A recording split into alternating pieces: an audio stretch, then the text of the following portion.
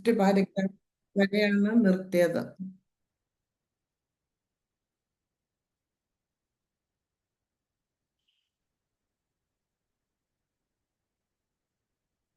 പ്രഭു അത് ഷെയർ ചെയ്യാൻ പറ്റുമോ? ഞാൻ അയച്ചത്.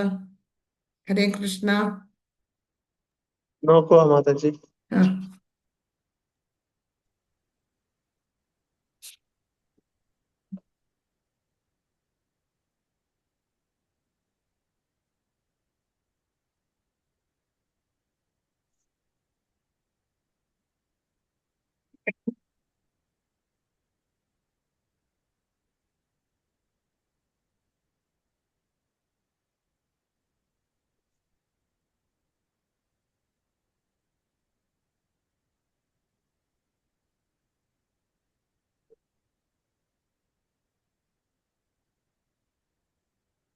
ഉള്ള ദീക്ഷാ ഗുരുവിനെ കുറിച്ചിട്ടാണ് നമ്മൾ മനസ്സിലാക്കിക്കൊണ്ടിരിക്കുന്നത്.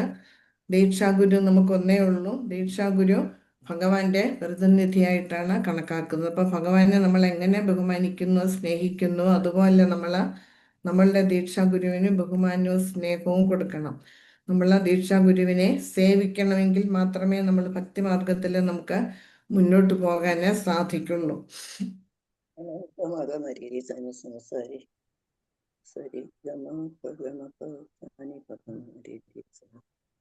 ജീവ ഗോസ്വാമി അദ്ദേഹത്തിന്റെ ഭക്തി സന്ദർഭത്തില് പറയുന്നുണ്ട്, ആധ്യാത്മിക ഗുരുവും ശിവനും ഭഗവാന് തുല്യരാണ്. പക്ഷേ അത് ഭഗവാന് കൊടുക്കുന്ന അതേ സ്ഥാനം കൊടുക്കണമെന്നല്ല, നമ്മൾ ഭഗവാനെ പോലെ ബഹുമാനിക്കുകയും സ്നേഹിക്കുകയും ചെയ്യണം എന്നാണ് അതിൻ്റെ അർത്ഥം. പക്ഷേ ഭഗവാന് ഒരിക്കലും തുല്യമാകുന്നില്ല ഗുരു, ആധ്യാത്മിക ഗുരു. ഭഗവാനെ പോലെ കണക്കാക്കണമെന്നാണ് അതിൻ്റെ അർത്ഥം എന്ന് പറയുന്നത്. അപ്പം നമ്മൾ നമ്മുടെ ആചാര്യന്മാരുടെ പാതകൾ പിന്തുടർന്ന് നമ്മൾ മുന്നോട്ട് ആധ്യാത്മിക ഗുരുവിനെ നമ്മളുടെ എല്ലാമായിട്ട് കണക്കാക്കി ഗുരുവിന് വേണ്ടുന്ന ബഹുമാനം കൊടുത്ത് നമ്മൾ ഭക്തിമാർഗത്തിൽ മുന്നോട്ട് പോവുകയാണെങ്കിൽ നമ്മളെ തീർച്ചയായിട്ടും ഭഗവത് പ്രാർത്ഥിക്കുക, നമ്മളുടെ ഗുരു നമ്മളെ സഹായിക്കും. ഇത് നമുക്ക് നമ്മളുടെ ആചാര്യന്മാരുടെ ഭജൻസിൽ നമുക്ക് കാണാൻ സാധിക്കും. അവരെ രാധാറാണിയുടെ വിശ്വസ്തരായിട്ടുള്ള അനുയായികളിൽ ഒരാളായിട്ടോ അല്ലെങ്കിൽ നിത്യാനന്ദ പ്രഭുവിൻ്റെ എക്സ്പാൻഷൻ വിസ്തരണമായിട്ടുമാണ് ആധ്യാത്മിക ഗുരുവിനെ കണക്കാക്കിയിരിക്കുന്നത്.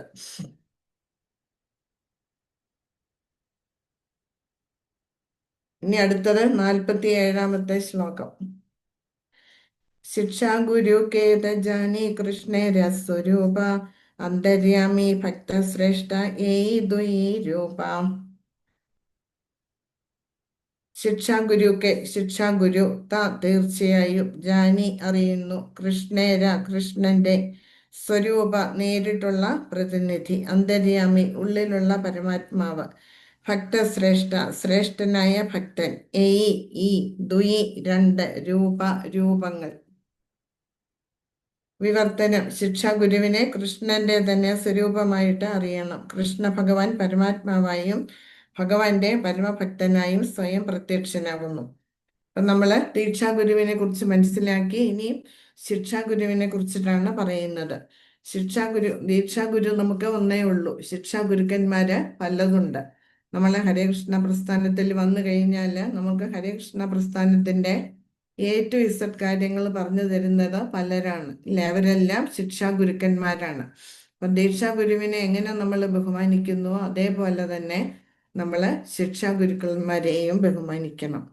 ഇനി 47-ാമത്തെ ശ്ലോകം എടുത്താൽ മതി പ്രഭു. 47-ലാണ് ഇപ്പം. ശിക്ഷാ ഗുരു ഭഗവാന്റെ വിശ്വസ്തനായിട്ടുള്ള പ്രതിനിധിയായിട്ട് കണക്കാക്കണമെന്നാണ് കൃഷ്ണദാസ് കവിരാജ ഗോസ്വാമി പറയുന്നത്. ഭഗവാൻ നമുക്ക് ഉള്ളിൽ നിന്ന് ചൈത്യ ഗുരുവായിട്ട് നമുക്ക് ഉപദേശങ്ങൾ തരുന്നു. അതേപോലെ തന്നെ പുറമേ നിന്ന് ദീക്ഷാ ഗുരുക്കന്മാരായിട്ടും ശിക്ഷാ ഗുരുക്കന്മാരായിട്ടും നമുക്ക് ഉപദേശങ്ങൾ തരുന്നുണ്ട്.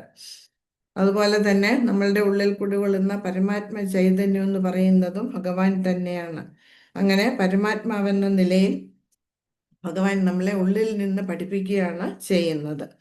അപ്പം പുറമേ നിന്ന് ആധ്യാത്മിക ശിക്ഷാ ഗുരുവായിട്ട് ഭഗവത്ഗീതയിൽ നിന്നും അവിടുന്ന് തന്നെ പഠിപ്പിക്കുന്നു. 47 അടുത്ത ശ്ലോകം, 47-ാമത്തെ ശ്ലോകം. ഹരേ കൃഷ്ണ. ചൊല്ലിക്കോട്ടെ മാതാജി. ഹരേ കൃഷ്ണ. ചൊല്ലിക്കോളൂ. ഹരേ കൃഷ്ണ. ഓം നമോ ഭഗവതി വാസുദേവായ. ശിക്ഷാ ഗുരുകേത ജാനി കൃഷ്ണേരേ സ്വരൂപ അന്തര്യാമി ഭക്തശ്രേഷ്ഠ യയിതു ഈ രൂപ. വിവർത്തനം. ശിക്ഷാഗുരുവിനെ കൃഷ്ണന്റെ തന്നെ സ്വരൂപമായി അറിയണം. ശ്രീകൃഷ്ണ ഭഗവാൻ പരമാത്മാവായും ഭഗവാന്റെ പരമഭക്തനായും സ്വയം പ്രത്യക്ഷനാകുന്നു. ഹരേ കൃഷ്ണ. ഹരേ കൃഷ്ണ. അപ്പം ദീക്ഷാഗുരു ഒന്നേ ഉള്ളൂ, ശിക്ഷാഗുരുക്കന്മാര് പലതുണ്ട്. അത് ഭഗവാൻ തന്നെയാണ് ശിക്ഷാഗുരുവായിട്ടും വിസ്തരിക്കുന്നത് എന്നാണ് ഇവിടെ പറയുന്നത്. ഇപ്പം രണ്ടു തരത്തിലുള്ള ശിക്ഷാഗുരുക്കന്മാരുണ്ട്. ഭക്തിയുടെ സേവനത്തിന്റെ പൂർണ്ണ ധ്യാനത്തിൽ തികച്ചു മുഴുകിയിരിക്കുന്ന മുക്താത്മാവാണ് ഒന്ന്. മറ്റേത് ശിഷ്യന്റെ ആത്മീയ അവബോധത്തെ പ്രസക്തമായ നിർദ്ദേശങ്ങളിലൂടെ പ്രചോദിപ്പിക്കുന്ന വ്യക്തി. ഒന്ന്, ഭക്തിയുടെ സേവനത്തിൽ ആയിട്ട് തൻ്റെ ജീവിതം ഒഴിഞ്ഞു വെച്ചിരിക്കുന്ന മുക്താത്മാക്കളാണ് ഒരു തരത്തിൽപ്പെട്ട ശിക്ഷാഗുരു. മറ്റേതാണെങ്കിലോ നമ്മളുടെ ആത്മീയ അവബോധത്തെ, നമ്മളെ കൃഷ്ണാവബോധത്തിലേക്ക് വന്നു കഴിഞ്ഞാല് നമുക്ക് വേണ്ടുന്ന നിർദ്ദേശങ്ങള് തന്ന് നമ്മളെ ഭഗവാന്റെ ഭക്തിയുടെ സേവനത്തിലേക്ക് വ്യാപരിപ്പിക്കുന്ന വ്യക്തിയാണ് രണ്ടാമത്തെ വിഭാഗം എന്ന് പറയുന്നത്. അത് ഭഗവാനെ കുറിച്ചുള്ള കാര്യങ്ങൾ പറഞ്ഞു തരികയും ചെയ്യും, നമ്മളെ ഭഗവാന്റെ സേവനത്തിൽ ഏർപ്പെടുത്തുകയും ചെയ്യും.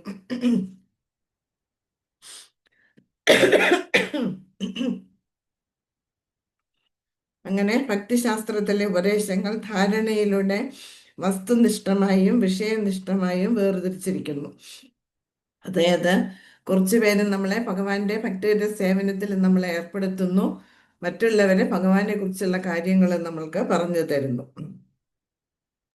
കൃഷ്ണനെ നൽകുവാൻ ആധികാരികതയുള്ള ഒരു യഥാർത്ഥ ആചാര്യൻ ആദ്യം തൻ്റെ ശിഷ്യനെ പൂർണ്ണമായ ആത്മജ്ഞാനത്താൽ സമ്പന്നനാക്കുകയും തദ്വാര അവനെ ഭക്തിയുടെ സേവന പ്രവർത്തനങ്ങളിലേക്ക് ഉണർത്തുകയും ചെയ്യുന്നു. അങ്ങനെ ഭഗവാനെ നൽകുവാൻ നമുക്ക് ആധികാരികതയുള്ള ആചാര്യന്മാർ വേണം. അത് ദീക്ഷാഗുരുവും ശിക്ഷാഗുരുക്കന്മാരുമാണ്. അവരെ എന്താ ചെയ്യുന്നത്? ഒരു കൂട്ടര്, അതായത് ശിക്ഷാഗുരുക്കന്മാരിൽ ഒരു വിഭാഗം ഭഗവാനെ കുറിച്ചുള്ള അറിവ് നമുക്ക് പകർന്നു തരുന്നു. മറ്റൊരു വിഭാഗമാണെങ്കിൽ ഭക്തിയുടെ സേവനത്തിനെ നമ്മളെ ഏർപ്പെടുത്തുകയാണ് ചെയ്യുന്നത്. ഇനി അടുത്ത പാരഗ്രാഫ്. ആത്മസാക്ഷാത്കാരം സിദ്ധിച്ച ഗുരുവിൽ നിന്ന് പഠിക്കുക വഴി ഒരുവൻ വാസ്തവത്തിൽ വിഷ്ണുവിന്റെ സേവനത്തിൽ വ്യാപൃതനാകുമ്പോൾ അവിടെ പ്രായോഗിക ഭക്തിയുടെ സേവനം ആരംഭിക്കുകയും നമ്മളെ ഗുരുവിൽ നിന്ന് പഠിച്ച കാര്യങ്ങൾ നമ്മളെ പ്രാക്ടിക്കലാക്കുക, അതാണ് ഭക്തിയുടെ സേവനം എന്ന് പറയുന്നത്. അപ്പം ആ ഭഗവാന്റെ സേവനത്തിൽ നമ്മൾ മുഴുകിയിരിക്കുമ്പോൾ നമ്മൾ ഭഗവാന്റെ ഭക്തിയുടെ സേവനത്തിന്റെ പാതയിലാണെന്ന് നമ്മൾ മനസ്സിലാക്കണം. അപ്പൊ ഇത് നമ്മൾ കേട്ടിട്ടുള്ളതാണ് സംബന്ധ അഭ്യുദയ പ്രയോജനം. അത് തന്നെയാണ് വീണ്ടും ഇവിടെ പറയുന്നത്. അപ്പം നമ്മൾ ചൈതന്യ ചരിതാമൃതത്തിന്റെ 1-ാമത്തെ ശ്ലോകത്തിൽ നമ്മൾ നിൽക്കുന്നതേ ഉള്ളൂ. നമ്മൾ ആദ്യം മനസ്സിലാക്കിയതാണ് അല്ലേ? ഈ 14 ശ്ലോകങ്ങളാണ് 7 അധ്യായത്തിലൂടെ കൃഷ്ണദാസ് കവിരാജ ഗോസ്വാമി വീണ്ടും വീണ്ടും വീണ്ടും നമ്മളെ പറഞ്ഞ് മനസ്സിലാക്കിയിരിക്കുന്നത്. അതില് 1-ാമത്തെ ശ്ലോകം, അതായത് വന്ദേ ഗുരുൻ ഈശഭക്താൻ ഈശം ഈശാവതാരകാൻ തത്പ്രകാശാംശ തത്ശക്തി കൃഷ്ണ ചൈതന്യ സജ്ഞകം. ആ ശ്ലോകത്തിലാണ് നമ്മളിപ്പോഴും നിൽക്കുന്നത്. അതിലെ ഗുരുവിനെ കുറിച്ചിട്ട്, അതായത് ദീക്ഷാഗുരുവും ശിക്ഷാഗുരുവും ആരൊക്കെയാണെന്നാണ് നമ്മളിപ്പോൾ ഇവിടെ മനസ്സിലാക്കുന്നത്. അതിലെ സംബന്ധ, അതായത് ആ ശിക്ഷാഗുരു വഴിയാണ് നമ്മളെ ഭഗവാനിലേക്കുള്ള ആ സേവന ഭഗവത് ജ്ഞാനം നമുക്ക് പകർന്നു കിട്ടുന്നത്. അപ്പം നമ്മളും ഭഗവാനും തമ്മിലുള്ള ബന്ധം അവിടെ തുടങ്ങുകയായി. ഭഗവാനെ കുറിച്ച് കേട്ടും മനസ്സിലാക്കിയും നമ്മൾ ശാസ്ത്രങ്ങൾ പഠിച്ച് മുന്നോട്ട് പോകുമ്പോൾ നമ്മൾ ആരാണ്, ഭഗവാൻ ആരാണ്, നമ്മളും ഭഗവാനും തമ്മിലുള്ള ബന്ധം എന്താണ് എന്നൊക്കെ മനസ്സിലാക്കി നമ്മളും ഭഗവാനും തമ്മിലുള്ള ബന്ധത്തിന് അവിടെ തുടക്കം കുറിക്കുകയായി. പിന്നീട് നമ്മൾ സേവനത്തിൽ ഏർപ്പെടുമ്പോൾ അത് അഭ്യുദയം, അതായത് ഭഗവാനുമായിട്ടുള്ള ബന്ധം പ്രാക്ടിക്കലാകുകയാണ് അവിടെ ചെയ്യുന്നത്, പ്രാവർത്തികമാകുകയാണ് ചെയ്യുന്നത്. അപ്പം ഭഗവാനെ എങ്ങനെ സമീപിക്കണമെന്ന് നമ്മളുടെ ശിക്ഷാഗുരുക്കന്മാരാണ് നമ്മളെ പഠിപ്പിക്കുന്നത്. അപ്പം ദീക്ഷാഗുരുവും ശിക്ഷാഗുരുക്കന്മാരും തമ്മിൽ വ്യത്യാസമില്ല എന്നിവിടെ പറയുന്നുണ്ട്. അങ്ങനെ വ്യത്യാസം കാണുന്നവരാരാണ്? മൂഢന്മാരാണ് എന്ന് പറയുന്നുണ്ട്. അത് അപരാധമായിട്ടാണ് കണക്കാക്കുന്നത്. ശ്രീല സനാതന ഗോസ്വാമിയാണ് നമ്മളുടെ മാതൃക ആധ്യാത്മിക ഗുരു. കാരണം എന്താണ്? നമ്മുടെ ആ ഭക്തിമാർഗത്തിലെ സംബന്ധം തുടങ്ങുന്നത് എവിടെ നിന്നാണ്? മദനമോഹന വിഗ്രഹത്തിൽ കൂടിയാണ്. ആ സംബന്ധാചാര്യൻ സനാതന ഗോസ്വാമിയാണ്. അപ്പം ഭഗവാനുമായിട്ടുള്ള ബന്ധം തുടങ്ങുന്നത് മദനമോഹനിൽ നിന്നാണ്. നമ്മൾ മറന്നുപോയി നമ്മൾ ആരാണ് എന്നുള്ളത്. നമ്മൾ ഈ ഭൗതിക ലോകത്തിൽ വന്ന മായയിൽപ്പെട്ട കാരണം നമ്മളുടെ യഥാർത്ഥ ഐഡന്റിറ്റി എന്താണെന്ന് നമ്മൾ മറന്നുപോയി. അങ്ങനെ നമ്മൾ ഈ മായയിൽപ്പെട്ട് ഇതാണ് ശ്രേഷ്ഠം, ഇവിടെയാണ് ആനന്ദം എന്ന് കരുതി നമ്മളിവിടെ ആനന്ദം അനുഭവിച്ചുകൊണ്ട് ജീവിക്കുകയാണ്. അപ്പം നമ്മളുടെ ജീവിതത്തിൽ എന്തെങ്കിലുമൊക്കെ ബുദ്ധിമുട്ടുകൾ വരുമ്പോഴാണ് നമ്മൾ ഭഗവാനെ കുറിച്ച് ചിന്തിക്കുക.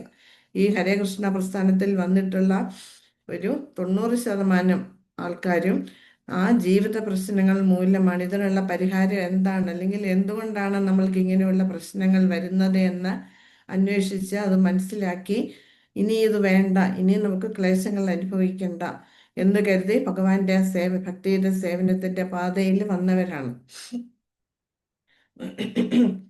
അപ്പം ആ സനാതന ഗോസ്വാമിയാണ് നമ്മളുടെ മാതൃകയായിട്ടുള്ള ആധ്യാത്മിക ഗുരു. അപ്പം നമ്മൾ മറന്നു, നമ്മൾ ഭഗവാന്റെ യഥാർത്ഥ സേവകരാണ്, അതിനായിട്ടാണ് നമുക്ക് ശരീരം തന്നിരിക്കുന്നത് എന്ന് നമ്മൾ മറന്നുപോയി.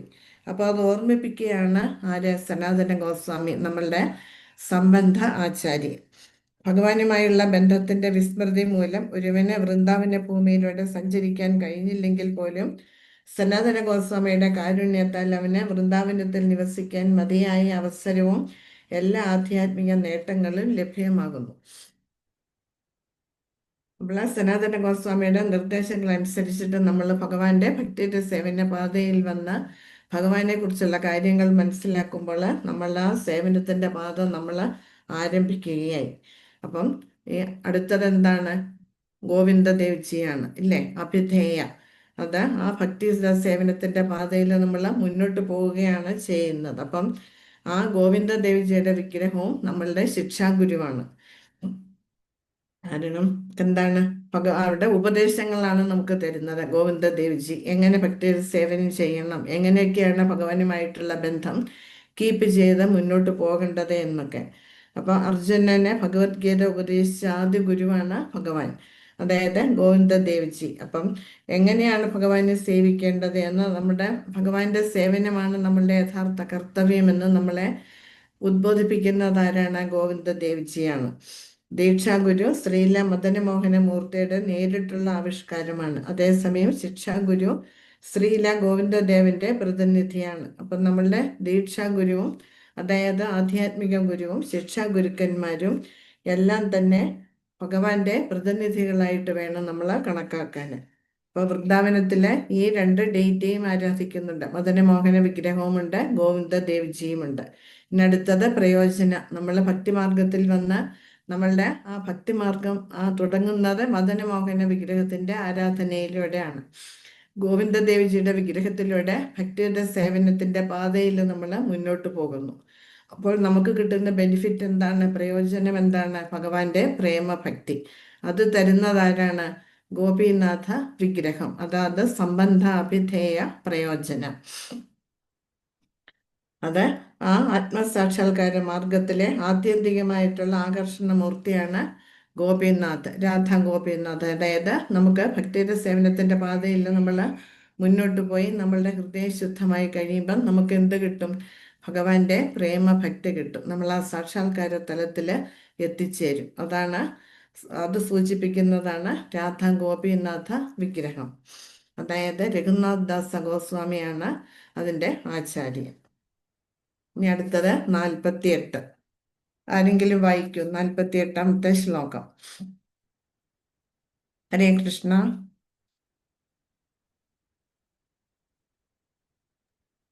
കൃഷ്ണ വായിച്ചോട്ടെ മാതാജി. ഹരേ കൃഷ്ണ. ശ്രീ ഗുരുഭ്യോ നമഃ. നൈവോഭയന്ത്യാവച്ചിതിം കവയസ്തവേഷ ബ്രഹ്മായുഷാഭികൃതം വൃദ്ധാമുദാ സ്മരന്തഃ യോ അന്ധബഹുസ്തനൂഹൃതം അശുഭം വിധുന്വാൻ ആചാര്യ ചൈത വപൂഷാ സഗതിം ബനാഗസ്തി. വിവർത്തനം ശീല പ്രഭാതരചി. അല്ലയോ ഭഗവാനെ, ആത്മീയ കവികളും ആധ്യാത്മിക ശാസ്ത്ര നിപുണർക്കും ബ്രഹ്മാവിന്റെ ആയുർദൈർഘ്യം ലഭിച്ചാൽ പോലും അങ്ങയോടുള്ള കടപ്പാട് പൂർണ്ണമായി പ്രകടിപ്പിക്കാൻ കഴിയില്ല. എന്തെന്നാൽ ശരീരബദ്ധനായ ജീവാത്മാവിന് മാർഗദർശനം നൽകി മോചിപ്പിച്ച് അങ്ങയിൽ എത്തിക്കാനായി അവിടുന്ന് 2 രൂപങ്ങളിൽ ആവിർഭവിക്കുന്നു. പുറമെ ആചാര്യനായും അകമേ പരമാത്മാവായും. ഹരേ കൃഷ്ണ. ഹരേ കൃഷ്ണ. താങ്ക് യു ഹരേ മാതാജി. കൃഷ്ണ. ഹരേ കൃഷ്ണ. ഇത് ശ്രീമദ് ഭാഗവതത്തിലെ ഏകാദശ സ്കന്ധത്തിലെ ഒരു ശ്ലോകമാണ്. നൈവോപയന്ത്യ പച്ചിതിം കവയസ്തവേശ ബ്രഹ്മയുഷാഭികൃതം വൃദ്ധമുദ സ്മരന്തഃ യോ അന്തർബഹിർസ്തനുഭൃതം അശുഭം വിധുന്വൻ ആചാര്യ ചൈത്യ വപുഷ സ്വഗതിം വ്യനക്തി. അതായത്, അല്ലയോ ഭഗവാനെ, ആത്മീയ കവികൾക്കും ആധ്യാത്മിക ശാസ്ത്ര നിപുണർക്കും ബ്രഹ്മാവിന്റെ ആയുർദൈർഘ്യം ലഭിച്ചാൽ പോലും അങ്ങയോടുള്ള കടപ്പാട് പൂർണ്ണമായി പ്രകടിപ്പിക്കാൻ കഴിയില്ല. നമ്മളുടെ ആധ്യാത്മിക ആചാര്യന്മാരോട് നമ്മൾ അങ്ങേയറ്റം കടപ്പെട്ടവരാണ്. കാരണം എന്താണ്? നമുക്ക് ബ്രഹ്മാവിന്റെ ആയുസ് കിട്ടിയാൽ പോലും നമുക്ക് അവരോടുള്ള കടപ്പാടൊന്നും നമുക്ക് പൂർത്തിയാക്കാനേ കഴിയില്ല. കാരണം അത്രയ്ക്ക് നമ്മൾ കടപ്പെട്ടിരിക്കുന്നു. കാരണം ഭഗവാനെ കുറിച്ചുള്ള ജ്ഞാനം നമുക്ക് കിട്ടുക എന്ന് പറയുന്നത് അത്ര എളുപ്പമുള്ള കാര്യമല്ല. അതുപോലെ തന്നെ ഭഗവാന്റെ ഭക്തിയുടെ സേവനത്തിന്റെ പാതയിൽ ഏർപ്പെടുക എന്ന് പറയുന്നതും അത്ര നിസ്സാരമായിട്ടുള്ള കാര്യമല്ല. കാരണം നമ്മളുടെ മുജ്ജന്മ സുഹൃതം കൊണ്ട് മാത്രമേ നമുക്ക് കൃഷ്ണ ഭക്തി നമുക്ക് കിട്ടുള്ളൂ. ശ്രീകൃഷ്ണ ഭഗവാനെ കുറിച്ച് മനസ്സിലാക്കാനുള്ള ഭാഗ്യം നമുക്ക് കിട്ടുന്നത് നമ്മളൊക്കെ ഏതെങ്കിലും തരത്തിൽ ഒന്നുകിൽ നമ്മൾ ഭക്തന്മാരുമായിട്ടുള്ള അസോസിയേഷൻ നമുക്ക് ഉണ്ടായിട്ടുണ്ടാവാം, ഭഗവാന്റെ പ്രസാദം ഭക്ഷിക്കാൻ ഇടയായിട്ടുണ്ടാവാം. അങ്ങനെ ഏതെങ്കിലും കാരണവശാലാണ് നമുക്ക് ഈ ജന്മം നമുക്ക് കൃഷ്ണബോധത്തിൽ കാര്യങ്ങൾ കേൾക്കാനും ഭഗവാനെ ഏതെങ്കിലും തരത്തിലൊരു സേവനം ചെയ്യാനുള്ള അവസരം കിട്ടുന്നുണ്ടെങ്കിൽ അതും നമ്മളുടെ ഭാഗ്യവും അല്ലെങ്കിൽ നമ്മളുടെ ഗുരുവിന്റെയും കരുണ കൊണ്ട് മാത്രമാണ്.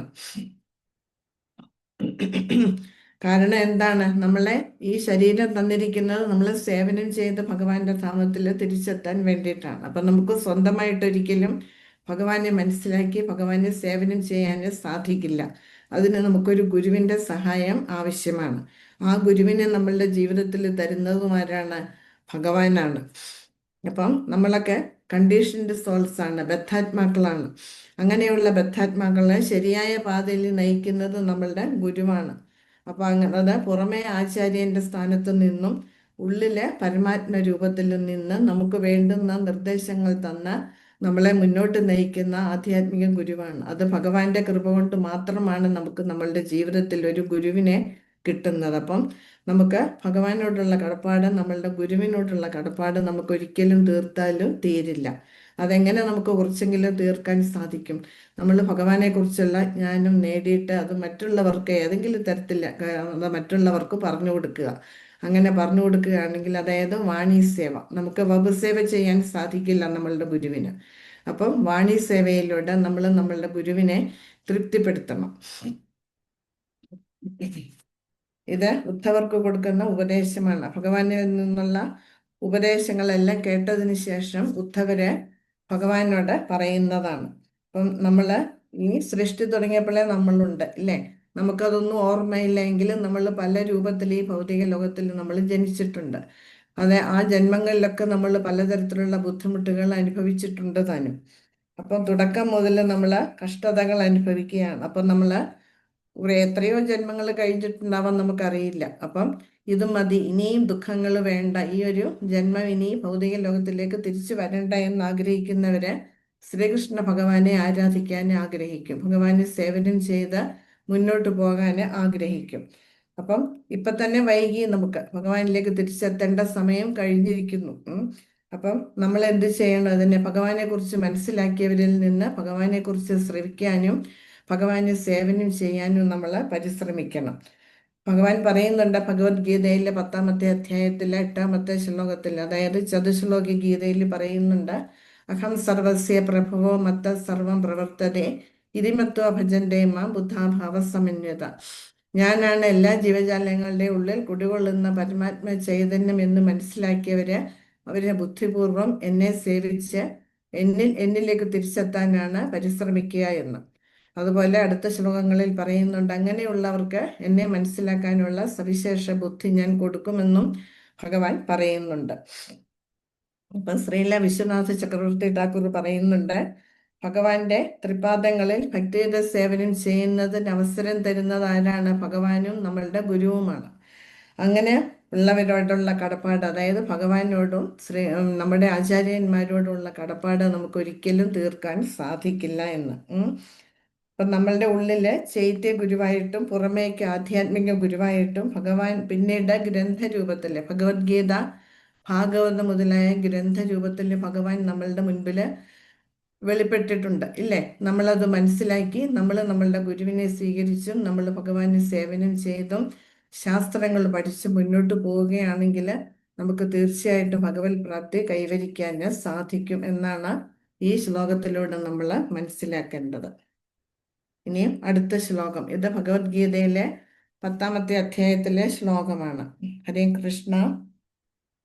വായിക്കട്ടെ ഹരേ മാതാജി. കൃഷ്ണ. വായിക്കൂ. 49 തേഷാം 49. ഹരേ കൃഷ്ണ. തേഷാം സതതയുക്താനാം ഭജതാം പ്രീതിപൂർവകം ദദാമി ബുദ്ധിയോഗം തം യേന മാം ഉപയാന്തി തേ. വിവർത്തനം വായിക്കട്ടെ മാതാജി. ഹരേ കൃഷ്ണ, വായിച്ചോളൂ. പ്രേമഭക്തിയോടെ എന്നെ സദാ ആരാധിക്കുന്നവർക്ക് എന്നെ പ്രാപിക്കാൻ ഉതകുന്ന ബുദ്ധിവിശേഷം ഞാൻ നൽകും. ഹരേ കൃഷ്ണ മാതാജി. ഹരേ കൃഷ്ണ. തേഷാം സതതയുക്താനാം ഭജതാം പ്രീതിപൂർവകം ദദാമി ബുദ്ധിയോഗം തം ഏന മാം ഉപയാന്തി തേ. അതായത് പ്രേമഭക്തിയോടെ എന്നെ സദാ ആരാധിക്കുന്നവർക്ക് എന്നെ പ്രാപിക്കാൻ ഉതകുന്ന ബുദ്ധിവിശേഷം ഞാൻ നൽകും എന്ന് ഭഗവാൻ തന്നെ പറയുന്നുണ്ട്. അപ്പം ഇതില് ഈ ശ്ലോകത്തില് ഭഗവാൻ പറയുന്നത് എന്താണ്? ഗോവിന്ദ ദേവ്ജി, അതായത് അഭിധേയ ഡേറ്റിയാണ് ഗോവിന്ദ ദേവ്ജി. ഗോവിന്ദ ദേവ്ജി എന്താണ് നമ്മളെ ഉപദേശിക്കുന്നത്?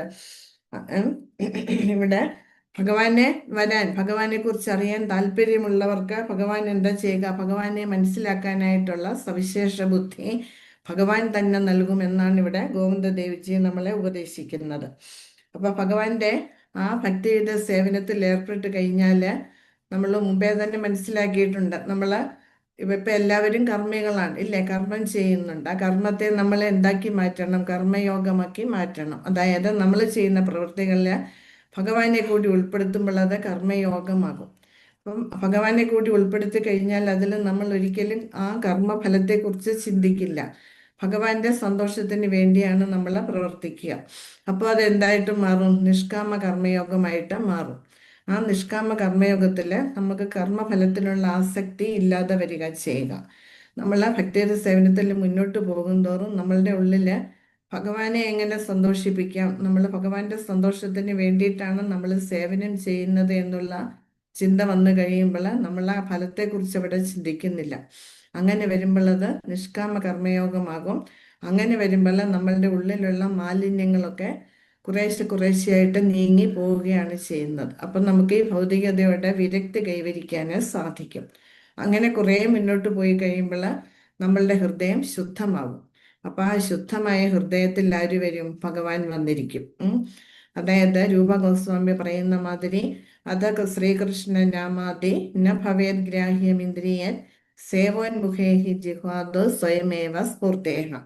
അതായത് ഭക്തിയുടെ സേവനം തുടങ്ങുന്നത് നാവിൽ നിന്നാണ്. ഭഗവാന്റെ തിരുനാമം ജപിച്ചാണ് നമ്മൾ ഭഗവാന്റെ സേവനത്തിന് തുടക്കം കുറിക്കുന്നത്. ആ നാവ് അങ്ങനെ നമ്മളുടെ ഓരോ എന്താ പറയുന്നത്, നമ്മളുടെ മുജ്ജന്മത്തിൽ കൊണ്ടുവന്ന മാലിന്യങ്ങൾ, പാപങ്ങളാണ് നമ്മളുടെ ഉള്ളിലുള്ളതെല്ലാം. ആ പാപങ്ങൾ ഒന്നൊന്നായിട്ട് നീങ്ങി നമ്മൾ ഭക്തിയുടെ സേവനത്തിന്റെ പാതയിൽ കുറേ മുന്നോട്ട് പോയി കഴിയുമ്പോൾ നമ്മൾ ശുദ്ധരാവുക ചെയ്യുക. അങ്ങനെ ശുദ്ധമായി കഴിഞ്ഞാൽ ഭഗവാന് നമ്മളോട് ദയ തോന്നും. ഈ ആത്മാവ് എനിക്ക് വേണ്ടി എത്രയാണ് ബുദ്ധിമുട്ടുന്നത്. അങ്ങനെ ഭഗവാന് ദയ തോന്നിക്കത്തക്ക രീതിയിൽ വേണം നമ്മൾ സേവനം ചെയ്യാൻ. അല്ലാണ്ട് ഭഗവാന്റെ ശ്രദ്ധ നമ്മളിലേക്ക് വരണം. അങ്ങനെ വേണം നമ്മളെ ഭക്തിയുടെ സേവനത്തിൽ പ്രവർത്തിക്കാനായിട്ട്. അപ്പൊ അങ്ങനെ ഭഗവാൻ നമ്മളിൽ സംതൃപ്തനായി കഴിഞ്ഞാൽ ഭഗവാനെ കുറിച്ചുള്ള അറിവ് നമുക്ക് നമ്മളുടെ ഉള്ളിൽ സ്വയം വെളിവായിട്ട് കിട്ടും. ഇത് നമ്മൾ സേവനത്തിന്റെ പാതയിൽ വന്നു കഴിഞ്ഞാൽ ഉടനടി നമുക്ക് കിട്ടില്ല. സേവനം ചെയ്ത് കുറേ നമ്മൾ മുന്നോട്ട് പോയി കഴിയുമ്പോഴാണ് നമ്മൾ ഈ തലത്തിൽ എത്തിച്ചേരുക. അപ്പം നമുക്ക് വേണ്ടുന്ന നിർദ്ദേശങ്ങൾ നമ്മളുടെ ഉള്ളിലിരുന്ന് ഭഗവാൻ നമുക്ക് തന്നുകൊണ്ടേയിരിക്കും. അങ്ങനെ നമുക്ക് ആ സാക്ഷാത്കാരത്തിന്റെ തലത്തിൽ എത്തിക്കഴിയുമ്പോൾ നമുക്ക് ഭഗവാന്റെ ദർശനം കിട്ടുകയും നമുക്ക് ഈ ഭൗതിക ലോകം വിട്ട് ഭഗവാന്റെ ധാമത്തിൽ എത്തിച്ചേർന്ന ഭഗവാന് സേവനം ചെയ്യാനുള്ള അവസരങ്ങൾ നമുക്ക് കിട്ടുകയും ചെയ്യും. അതിന് തുടക്കം കുറിക്കുന്നത് സംബന്ധ അഭിധേയ ആ സ്റ്റെപ്പ് മുതലാണ്. അതാണ് ഇവിടെ വീണ്ടും വീണ്ടും നമുക്ക് കൃഷ്ണദാസ് കവിരാജ ഗോസ്വാമി നമ്മളെ ഓർമ്മിപ്പിക്കുന്നത്. അങ്ങനെ നമ്മൾ ഭഗവാന്റെ പ്രേമയുത ഭക്തിയുത സേവനത്തിൽ മുഴുകുമ്പോൾ നമുക്ക് ഭഗവാനെ കുറിച്ചുള്ള ജ്ഞാനം നമുക്ക് കിട്ടിക്കൊണ്ടേയിരിക്കും. അങ്ങനെ ഭഗവാനെ അങ്ങനെ അവർക്ക് തന്നോടുള്ള ആകർഷണം അവിടുന്ന് തന്നെ നൽകുന്നുവെന്ന് ഭഗവാൻ പ്രഖ്യാപിക്കുന്നു. അപ്പം ദിവ്യമായ അവബോധത്തിന്റെ പുനരുജ്ജീവന് ഭക്തനെ പൂർണ്ണതയെ വശീകരിക്കുകയും ആ വിധത്തിൽ ഭക്തൻ തന്റെ ശാശ്വതമായ അതീന്ദ്രിയ രസം രുചിക്കുകയും ചെയ്യുന്നു. അപ്പം നമ്മളെ ഭക്തിയുടെ സേവനത്തിലും കുറെ മുന്നോട്ട് പോയി കഴിയുമ്പോൾ നമുക്ക് ആ സേവനത്തിൽ നിന്ന് കിട്ടുന്ന ആനന്ദം ശരിയായ രീതിയിൽ നമുക്ക് അനുഭവിച്ച് തുടങ്ങാൻ സാധിക്കും. അപ്പം നമുക്ക് വീണ്ടും വീണ്ടും സേവനം ചെയ്യാനുള്ള താല്പര്യം നമ്മളുടെ ഉള്ളിൽ വളർന്നു വരികയാണ് ചെയ്യുന്നത്. ഭഗവാന്റെ അതീന്ദ്രിയ പ്രകൃതം ഭക്തിയുടെ സേവനത്തിലൂടെ മാത്രമേ നമുക്ക് മനസ്സിലാക്കിയെടുക്കാൻ സാധിക്കുകയുള്ളൂ. അല്ലാണ്ട് ശാസ്ത്രങ്ങൾ പഠിക്കുകയും നാമം ജപിക്കുകയൊക്കെ ചെയ്തിരുന്നുകൊണ്ട് മാത്രം നമുക്ക് ഭഗവാനെ മനസ്സിലാക്കിയെടുക്കാൻ അല്ലെങ്കിൽ അതീന്ദ്രിയ സേവനത്തിന്റെ മാധുര്യം അനുഭവിക്കാൻ നമുക്ക് സാധിക്കില്ല. ആ സേവനം ചെയ്യണം. നമ്മൾ ഭഗവാന് സേവനം ചെയ്തെങ്കിൽ മാത്രമേ ആ ആനന്ദം നമുക്ക് മനസ്സിലാക്കിയെടുക്കാൻ സാധിക്കുകയുള്ളൂ. ഭഗവാന്റെ അതീന്ദ്രിയ പ്രകൃതം ഭക്തിയുടെ സേവനത്തിലൂടെ ബോധ്യപ്പെടുന്നവർക്ക് മാത്രമേ അവിടുന്ന് അത്തരം ഉണർവ് സമ്മാനിക്കുകയുള്ളൂ. സർവാത്മീയമയനും സർവശക്തനുമായ പരമസത്യം അദ്വിതീയനും അതീന്ദ്രിയ ഇന്ദ്രിയങ്ങൾ ഉള്ളവനുമാണെന്ന് അവർക്കറിയാം. അപ്പൊ നമ്മൾ ഭക്തിയുടെ സേവനത്തിൽ ഏർപ്പെട്ട് ആ സേവനം ചെയ്ത് മുന്നോട്ട് പോകുമ്പോൾ ഭഗവാന്റെ ആ രൂപം എന്താണെന്ന്, ഭഗവാൻ ആരാണ് എന്താണ് എന്ന് മനസ്സിലാക്കിയെടുക്കാൻ നമുക്ക് സാധിക്കും. അപ്പൊ എല്ലാത്തിൻ്റെയും സ്രോതസ്, അതായത് സർവകാരണം ഭഗവാനാണ് എന്ന് നമുക്ക് മനസ്സിലാക്കാനും സാധിക്കും. എല്ലാ ഉത്ഭവങ്ങളുടെയും ആദ്യ സ്രോതസ്സും അവിടുന്ന് തന്നെയാണ്. അത്തരം പരിശുദ്ധ ഭക്തർ എല്ലായ്പ്പോഴും കൃഷ്ണജ്ഞാനത്തിൽ ലയിച്ചവരായും കൃഷ്ണവബോധത്തിൽ മുഴുകുന്നവരായും കാണപ്പെടുന്നു. അപ്പൊ അങ്ങനെയുള്ള ഭക്തന്മാരാണ് സദാസമയം ഭഗവാന് സേവനം ചെയ്ത് തങ്ങളുടെ ജീവിതം കഴിച്ചുകൂട്ടാൻ താല്പര്യം കാണിക്കുന്നത്. ശ്രീകൃഷ്ണ ഭഗവാനെ വിട്ടവര് വേറൊരു കാര്യത്തിൽ അവരെ ഏർപ്പെടില്ല. അവര് ഈ ഭൗതിക ലോകത്ത് ജീവിച്ചിരുന്നാലും അവരുടെ അവബോധം എന്ന് പറയുന്നത് എപ്പോഴും ഭഗവാനിലായിരിക്കും. അവരെപ്പോഴും സംസാരിക്കുന്നതും അവരെന്ത് പ്രവൃത്തി ചെയ്താലും ഭഗവാനെ കുറിച്ചുള്ള കാര്യങ്ങൾ തന്നെയാകും. അങ്ങനെയുള്ളവരെയാണ് നമ്മൾ എന്ത് പറയുന്നത്, മുക്താത്മാക്കളെന്ന് പറയുന്നത്. അവർ തങ്ങളുടെ ചിന്തകളും സാക്ഷാത്കാരങ്ങളും പരസ്പരം പങ്കിടുകയും ചെയ്യും. അങ്ങനെയുള്ളവരാണ് ആധ്യാത്മിക ഗുരുക്കന്മാർ. അവരെപ്പോഴും അവർ തമ്മിലും ഭഗവാനെ കുറിച്ചുള്ള കാര്യങ്ങളാണ് അവർ ചർച്ച ചെയ്യുന്നതും അവരുടെ റിയലൈസേഷൻസ് അവർ തമ്മിൽ പങ്കുവെക്കുകയും ചെയ്യും. ശാസ്ത്ര വിദ്യാപീഠങ്ങളിൽ ശാസ്ത്രജ്ഞന്മാർ അവരുടെ വീക്ഷണങ്ങളുടെ വിനിമയവും ഗവേഷണ ഫലങ്ങളുടെ ചർച്ചകളും നടത്തുന്നത് പോലെ ഇപ്പൊ ശാസ്ത്രജ്ഞന്മാര് അവര് തമ്മിൽ അവര് റിസർച്ച് ചെയ്തിട്ട് അവര് കണ്ടുപിടിച്ച കാര്യങ്ങളെ കുറിച്ച് അവര് പരസ്പരം ചർച്ച ചെയ്യുന്നത് മാതിരിയാണ് നമ്മളുടെ ആധ്യാത്മിക ഗുരുക്കന്മാര് അവർക്കുണ്ടാകുന്ന റിയലൈസേഷൻസ് അവര് പരസ്പരം പങ്കുവെക്കുകയും അവര് ഇനിയും എങ്ങനെയാണ് അത് മറ്റുള്ളവർക്ക് പറഞ്ഞു കൊടുക്കുക, അവർക്ക് എങ്ങനെ കുറച്ചും കൂടി മുന്നോട്ട് പോകാൻ സാധിക്കുമെന്ന് അവര് തമ്മിൽ ഡിസ്കസ് ചെയ്ത് അവരെ അനുഭവങ്ങൾ അവര് പരസ്പരം പങ്കിടുകയും മറ്റുള്ളവർക്ക് അത് പറഞ്ഞു കൊടുക്കുകയുമാണ് അവര് ചെയ്യുന്നത്. കൃഷ്ണനെ കുറിച്ചുള്ള അത്തരം ചിന്തകളുടെ പരസ്പര വിനിമയം ഭഗവാനെ സന്തുഷ്ടനാക്കുന്നു. അപ്പം ഇങ്ങനെയുള്ള പ്രവൃത്തികളിൽ നമ്മൾ ഏർപ്പെട്ട് കഴിഞ്ഞാൽ ഭഗവാൻ നമ്മളിൽ സന്തുഷ്ടനാകുകയാണ് ചെയ്യുക. അതിനാൽ അത്തരം ഭക്തന്മാർക്ക് അവിടുന്ന് എല്ലാ ബോധോദയങ്ങളും നൽകി അനുഗ്രഹിക്കുന്നു.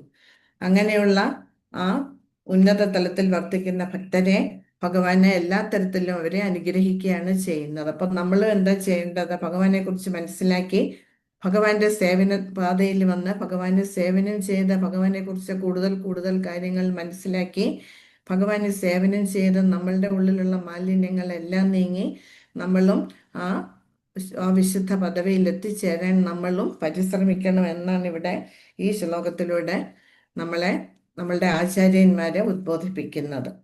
ഇനി അടുത്തത് 50-ാമത്തെ ശ്ലോകം. ഹരേ കൃഷ്ണ. അതാരെങ്കിലും വായിക്കട്ടെ മാതാജി. വായിച്ചോളൂ. യഥാ ബ്രഹ്മണോ ഭഗവാൻ സ്വയമുപദിശ്യാനുഭാവിത വിവർത്തനം. പരമപുരുഷനായ ഭഗവാൻ നേരിട്ട് ഉപദേശം നൽകി ബ്രഹ്മാവിനെ ബോധദീപ്തനാക്കി. ഹരേ കൃഷ്ണ മാതാജി. ഹരേ കൃഷ്ണ. യഥാ ബ്രഹ്മണേ ഭഗവാൻ സ്വയം ഉപദിശ്യാനുഭാവിതവാൻ. അതായത് പരമപുരുഷനായ ഭഗവാൻ നേരിട്ട് ഉപദേശം നൽകി ബ്രഹ്മാവിനെ ബോധദീപ്തനാക്കി. നമുക്കറിയാം, ഭഗവാൻ സൃഷ്ടി നടത്താൻ ആവശ്യപ്പെട്ടു ബ്രഹ്മാവിൻ, ഇല്ലേ? എന്നിട്ട് എങ്ങനെ സൃഷ്ടി നടത്തണം എന്ന്, അതുപോലെ തന്നെ ഭഗവാൻ ആരാണ് എന്നുള്ള കാര്യങ്ങളൊക്കെ ഭഗവാന് നേരിട്ട് ബ്രഹ്മാവിന്റെ ഹൃദയത്തിൽ ഉപദേശിക്കുകയാണ് ചെയ്തത്. തേനേ ബ്രഹ്മഹൃദായ ആദി കവയെ മുഖ്യന്തിയർ സൂര്യേക. ശ്രീമദ് ഭാഗവതത്തിലെ പ്രഥമ ശ്ലോകത്തിൽ പറയുന്നുണ്ട്, ഭഗവാൻ തന്നെയാണ് ബ്രഹ്മാവിന്റെ ഹൃദയത്തിലെ ഭഗവത് ജ്ഞാനം നേരിട്ട് ഉപദേശിച്ചത്. അപ്പൊ അവിടെ ഭാവാർത്ഥത്തിൽ പറയുന്നുണ്ട്, തന്നെത്താൻ സഹായിക്കുന്നവരെ ദൈവം സഹായിക്കുന്നു, ഇല്ലേ? നമ്മൾ വെറുതെ ഇരുന്നാല് നമ്മളെ ഭഗവാൻ സഹായിക്കില്ല. ഭഗവാനെ അറിയണം, ഭഗവാന്റെ വഴിയെ നമുക്ക് മുന്നോട്ട് പോകണം, നമുക്ക് ഭഗവത് പ്രാപ്തി കൈവരിക്കണം എന്ന് നമ്മൾ ആഗ്രഹിച്ചു കഴിഞ്ഞാൽ അതിനുള്ള എല്ലാ സൗകര്യങ്ങളും ആരും നമുക്ക് ചെയ്തു തരും? ഭഗവാൻ തന്നെ നമുക്ക് ചെയ്തു തരും. നമുക്ക് ആധ്യാത്മിക പാതയിൽ മുന്നോട്ട് പോകാനുള്ള എല്ലാ സൗകര്യങ്ങളും ഭഗവാൻ ഇവിടെ ഈ ഭൗതിക ലോകത്തിൽ ഒരുക്കി വെച്ചിട്ടുണ്ട്. അതിനായിട്ടാണ് നമുക്ക് ശരീരം തന്ന് നമ്മളെ ഇങ്ങോട്ട് വിട്ടത്. പക്ഷെ നമ്മൾ ആ ശരീരം ഉപയോഗിച്ചിട്ട് ഈ ഭൗതികത ആസ്വദിക്കാനാണ് നമ്മൾ പരിശ്രമിക്കുന്നത്. ഇവിടെ ആത്മീയ മണ്ഡലത്തിലും പ്രയോഗക്ഷമമാണ് ഈ കാര്യങ്ങളെന്ന് ഇവിടെ പറയുന്നുണ്ട്. ഭൗതികതയ്ക്കായിട്ടല്ല, ആധ്യാത്മികതയ്ക്ക് വേണ്ടിയിട്ടാണ് നമ്മളെ ഒക്കെ ഇങ്ങോട്ട് വിട്ടിരിക്കുന്നത്. അതിനായിട്ട് ഭഗവാൻ തന്നെ നമ്മളുടെ ഉള്ളില് ആധ്യാത്മിക ഗുരുവായിട്ട്, ചൈത്യ ഗുരുവായിട്ട് നമ്മളുടെ ഉള്ളില് പരമാത്മ രൂപത്തിലെ കുടികൊള്ളുന്നുണ്ട്. ഇത് ശാസ്ത്രങ്ങളിൽ അനേക ഉദാഹരണങ്ങൾ പറയുന്നുണ്ട്. വിശ്വസൃഷ്ടിയിലെ പ്രഥമ ജീവസത്തയായ ബ്രഹ്മാവിന് ഉപദേശങ്ങൾ നൽകിയത് അവിടുന്നാണ്. ആദ്യം ബ്രഹ്മാവ് സൃഷ്ടിക്കപ്പെട്ടപ്പോൾ വിശ്വപ്രപഞ്ചം സജ്ജീകരിക്കുന്നതിന് തന്റെ സർഗശേഷി പ്രയോഗിക്കാൻ അദ്ദേഹത്തിന് സാധ്യമായിരുന്നില്ല. ബ്രഹ്മാവിനെ നോക്കിയപ്പോൾ എന്താ, ചുറ്റും ഇരുട്ടാണ്, ഒന്നുമേ ഇല്ല. അപ്പൊ ബ്രഹ്മാവാകെ പരിഭ്രമിച്ചു, എന്താ ചെയ്യേണ്ടതെന്ന് അറിയില്ല. ഞാൻ ആരാണ്, ഇത് ഞാൻ എവിടെയാണ് എത്തിയിരിക്കുന്നത് എന്നൊരു പിടിയും കിട്ടിയില്ല. അങ്ങനെ ആശയക്കുഴപ്പത്തിലായിരിക്കുന്ന സമയത്ത് തപ എന്നൊരു അശരീരി കേട്ടു. പക്ഷെ ബ്രഹ്മാവ് അത് വെറുതെ വിട്ടില്ല. ഉടനെ അത് സ്വീകരിച്ചിട്ട് ആ ശബ്ദം കേട്ടെന്ന് ആ സ്രോതസ്സിനെ ലക്ഷ്യമാക്കി ബ്രഹ്മാവ് തപസ്സനുഷ്ഠിക്കുക ചെയ്തത്. അങ്ങനെ ബ്രഹ്മാവിന് വേണ്ടുന്ന ജ്ഞാനം, എങ്ങനെയാണ് സൃഷ്ടി നടത്തേണ്ടതെന്നും എന്നൊക്കെ ബ്രഹ്മാവിന്റെ ഹൃദയത്തിൽ ഉപദേശിച്ചു കൊടുക്കുകയാണ് ഭഗവാൻ ചെയ്തത്. ബ്രഹ്മാവ് സൃഷ്ടിക്കപ്പെട്ടപ്പോൾ വിശ്വപ്രപഞ്ചം സജ്ജീകരിക്കുന്നതിന് തന്റെ സർഗശേഷി പ്രയോഗിക്കാൻ അദ്ദേഹത്തിന് സാധ്യമായിരുന്നില്ല.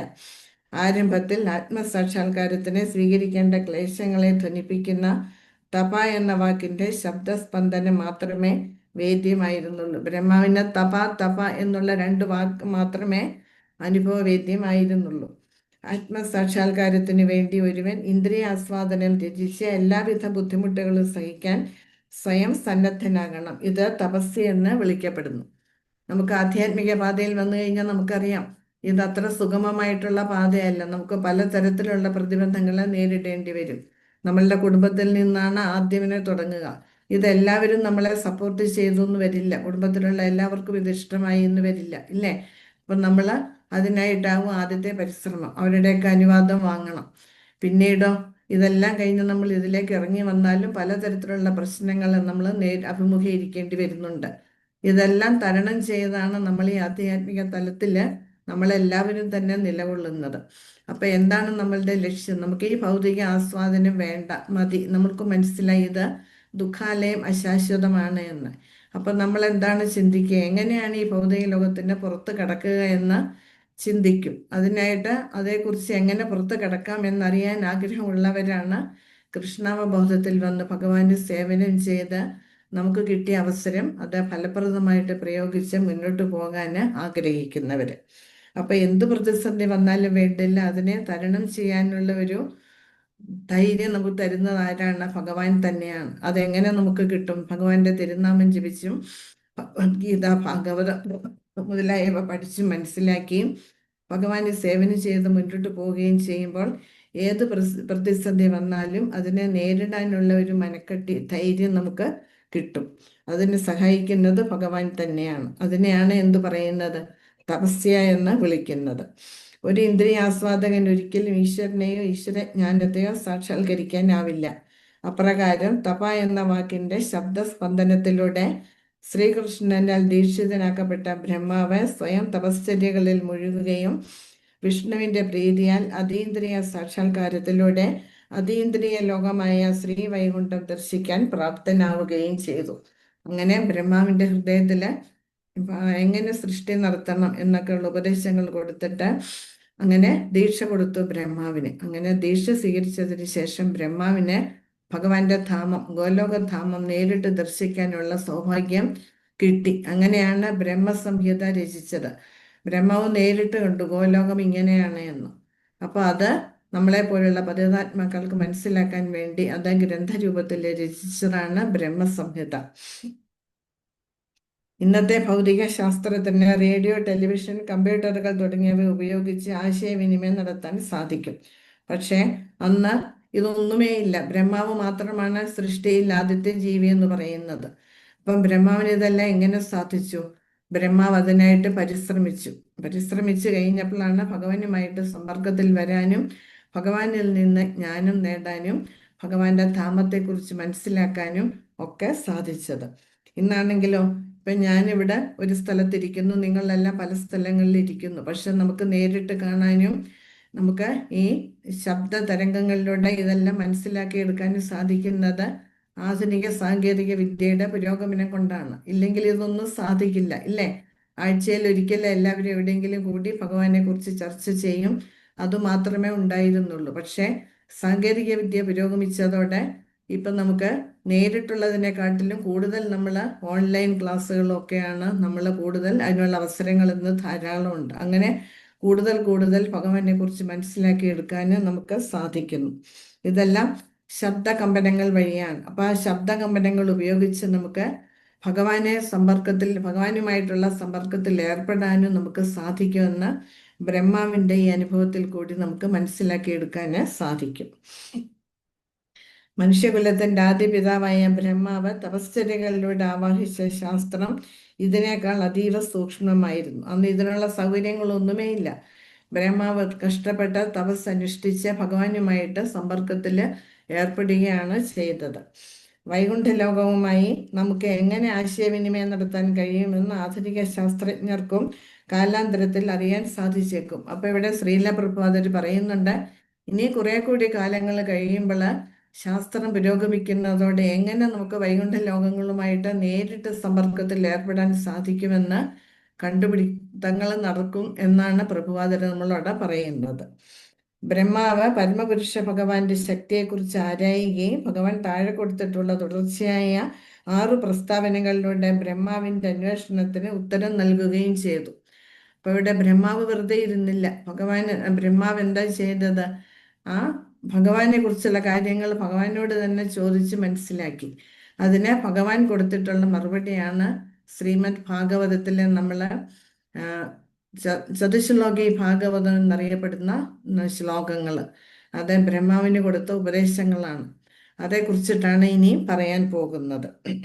ശ്രീമദ് ഭാഗവതത്തിലെ 2ാമത്തെ ക്യാൻറ്റോയിലെ 9ാമത്തെ അധ്യായത്തിലെ 31 മുതൽ 36 വരെയുള്ള ശ്ലോകങ്ങൾ ഈ ചതുശ്ലോകി ഭാഗവതം, അതേക്കുറിച്ചിട്ടാണ് ഇനി നമ്മൾ മനസ്സിലാക്കാൻ പോകുന്നത്. ഇത് ബ്രഹ്മാവിന് ആധ്യാത്മിക ഗുരുവിന്റെ സ്ഥാനത്ത് ഭഗവാൻ നിന്നുകൊണ്ട് ബ്രഹ്മാവിന് ഭഗവാനെ കുറിച്ച് കൊടുത്ത ഉപദേശങ്ങളാണ് ഈ ചതുശ്ലോകി ഭാഗവതം എന്ന് പറയുന്നത്. അതായത് ഭാഗവതത്തിന്റെ മൂലം എന്ന് പറയുന്നത്. ഇനി ശ്ലോകം 51ാമത്തെ ശ്ലോകം മുതലുള്ള 4-5 ശ്ലോകങ്ങള് ചതുശ്ലോകി ഭാഗവതമാണ്. ഹരേ കൃഷ്ണ. ആ ശ്ലോകം വായിക്കൂ ആരെങ്കിലും? ഹരേ കൃഷ്ണ. ചെല്ലട്ടെ മാതാജി? ചൊല്ലു.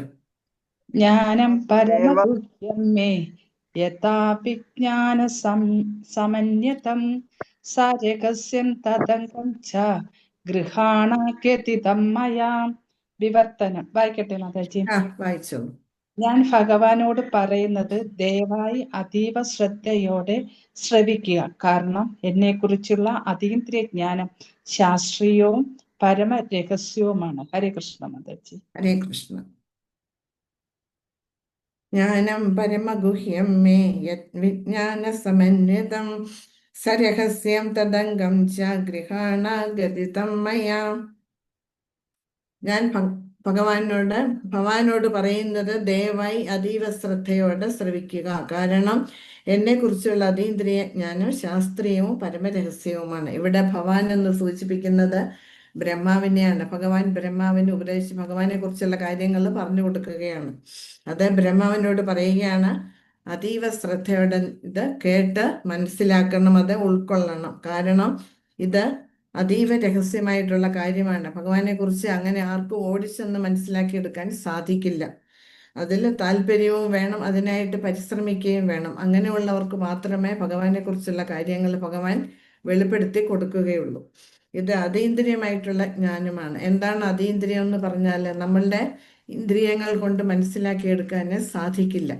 അതാണ് അതീന്ദ്രിയം. ഇന്ദ്രിയങ്ങൾക്ക് ഉപരിയായിട്ടുള്ളത്, അതീതമായിട്ടുള്ളത്, അതാണ് അതീന്ദ്രിയം എന്ന് പറയുന്നത്. അത് പരമരഹസ്യമാണ്. ഇത് തന്നെ ഭഗവാൻ അർജുനനോട് പറയുന്നുണ്ട് ഭഗവത്ഗീതയിൽ 9-ാമത്തെ അധ്യായത്തിൽ, ഇല്ലേ?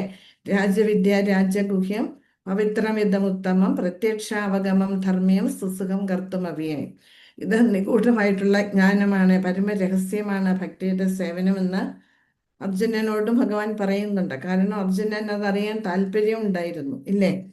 അപ്പം ശ്രീകൃഷ്ണനെ സംബന്ധിച്ചുള്ള അതീന്ദ്രിയ ജ്ഞാനം അവ്യക്തിഗത ബ്രഹ്മജ്ഞാനത്തെക്കാൾ അഗാധമാണ്. കാരണം അത് അവിടുത്തെ രൂപത്തെക്കുറിച്ചും വ്യക്തിത്വത്തെക്കുറിച്ചുമുള്ള അറിവ് മാത്രം അടങ്ങുന്നതല്ല, മറിച്ച് അവിടുന്നുമായി ബന്ധപ്പെട്ട എല്ലാറ്റിനെയും കുറിച്ചുള്ള ജ്ഞാനമാണ്.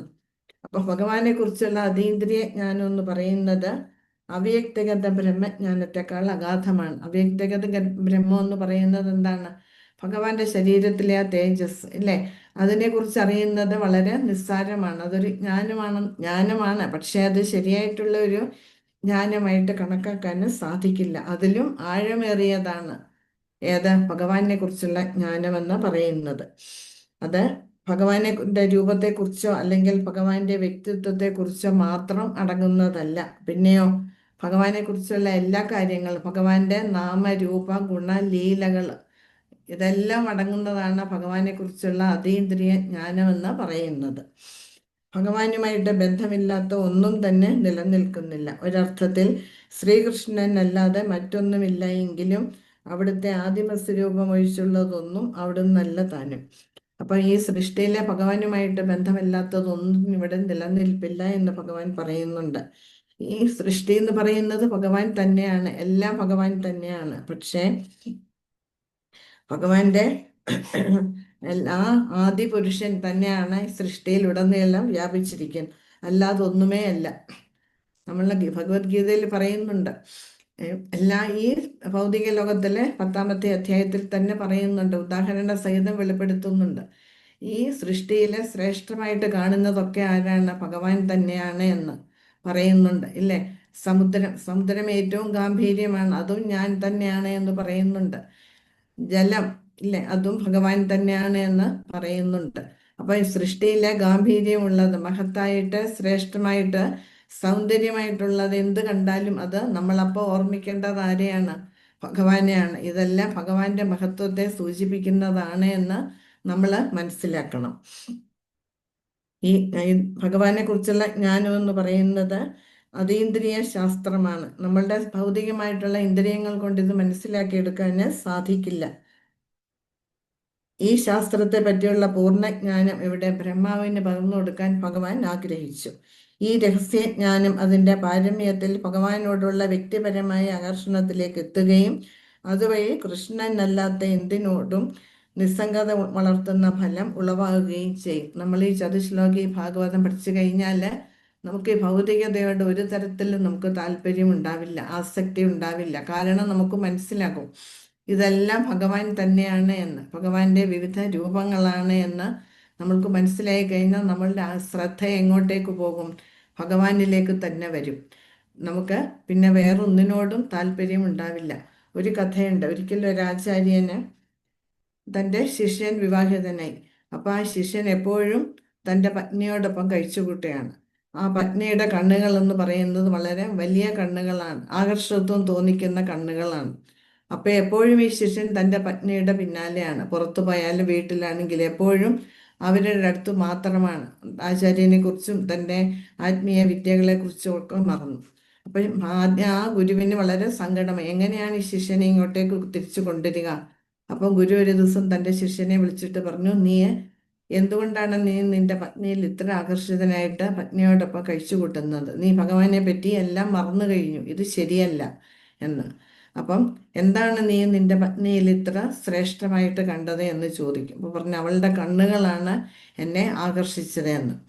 അപ്പോൾ പറഞ്ഞു, അത് ശരി, എന്നാൽ അതിലും മനോഹരമായിട്ടുള്ളത് ഞാൻ കാണിച്ചു തരാമെന്ന് പറഞ്ഞ ശിഷ്യനെ ക്ഷേത്രത്തിലേക്ക് കൂട്ടിക്കൊണ്ടുവന്ന് ഭഗവാന്റെ അർച്ചാവിഗ്രഹത്തിൻ്റെ മുന്നിൽ നിർത്തിയിട്ട് ചോദിക്കും, ഈ കണ്ട ഭഗവാന്റെ ആ അർച്ചാവിഗ്രഹം കണ്ടോ, ആ കണ്ണിനെക്കാട്ടിലും എന്ത് ആകർഷകത്വമാണ് നിന്റെ പത്നിയിൽ നീ കാണുന്നത് എന്ന്.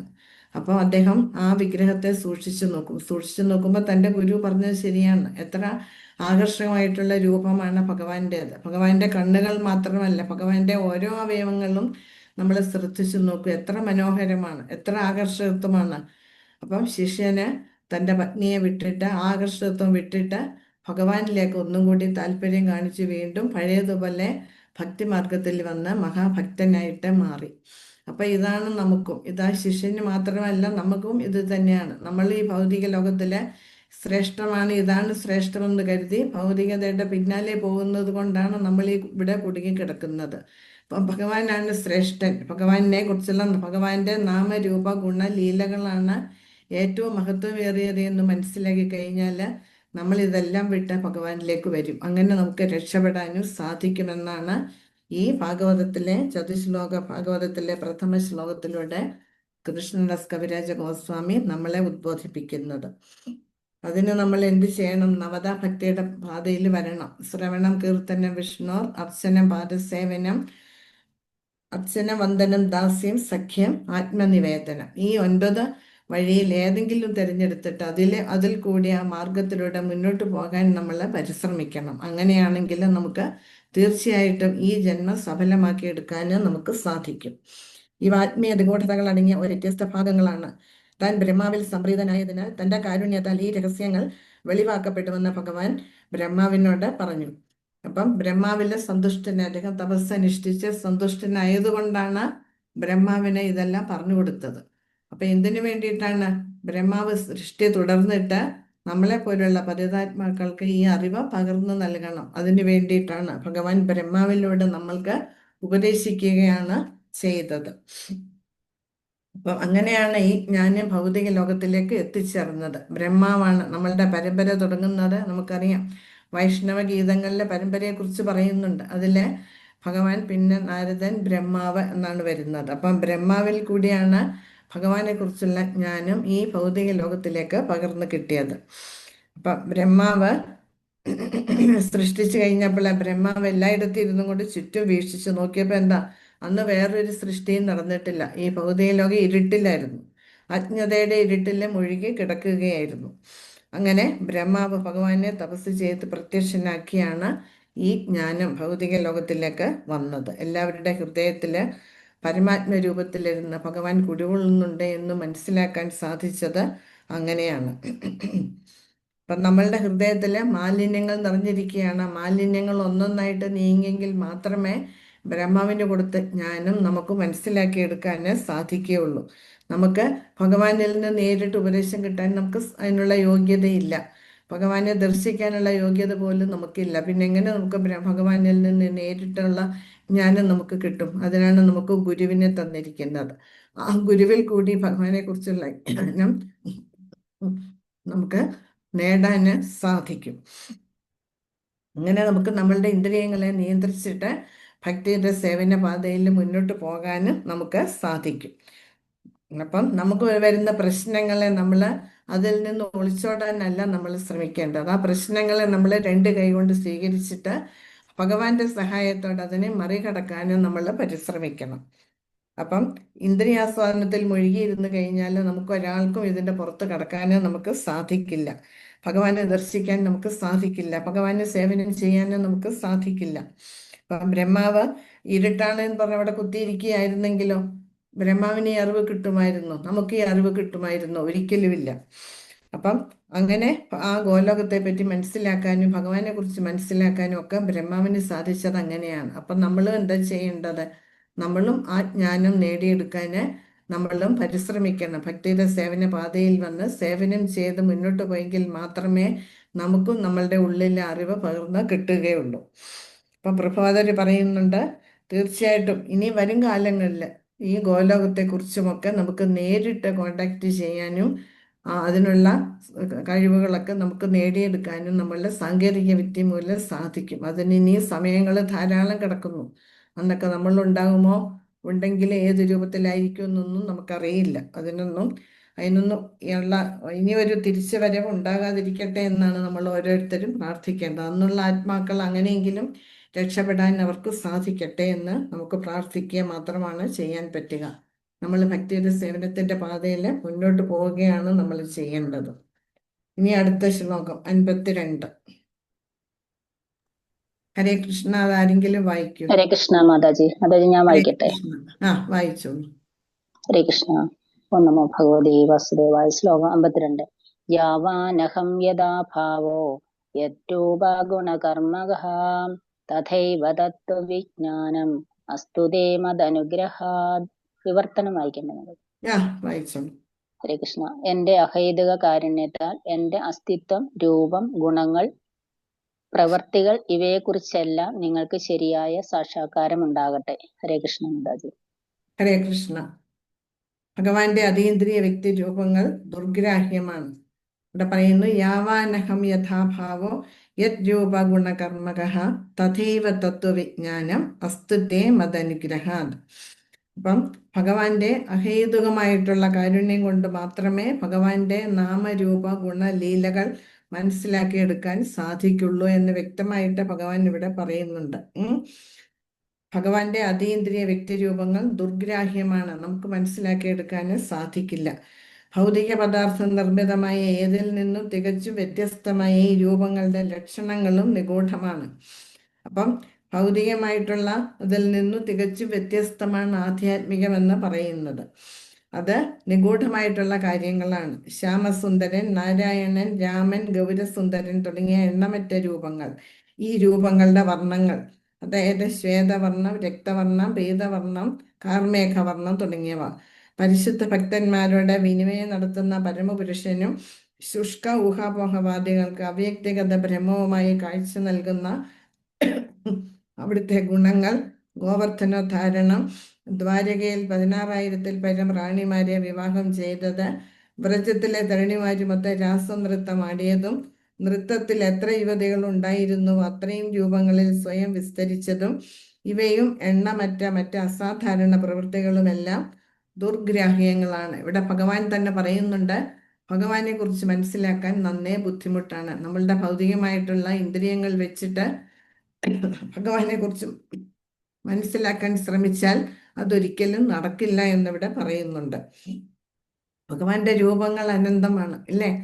ഓരോ യുഗത്തിലും ആ യുഗധർമ്മം അനുസരിച്ചിട്ട് ഭഗവാൻ അവതരിക്കാറുണ്ട്. അതൊക്കെ നമുക്ക് ചൈതന്യ ചരിതാമൃതത്തിൽ മനസ്സിലാക്കാൻ സാധിക്കും. പല രൂപങ്ങൾ, അനന്തമാണ് ഭഗവാന്റെ അവതാരങ്ങൾ പറയുന്നത്. അപ്പൊ ഈ ഓരോ രൂപങ്ങൾക്കും ഓരോ പ്രത്യേകതകളുണ്ട്, ഓരോ ഉദ്ദേശങ്ങളുണ്ട്. ഇതെല്ലാം മനസ്സിലാക്കിയെടുക്കാൻ നമ്മൾക്ക് സാധിക്കില്ല.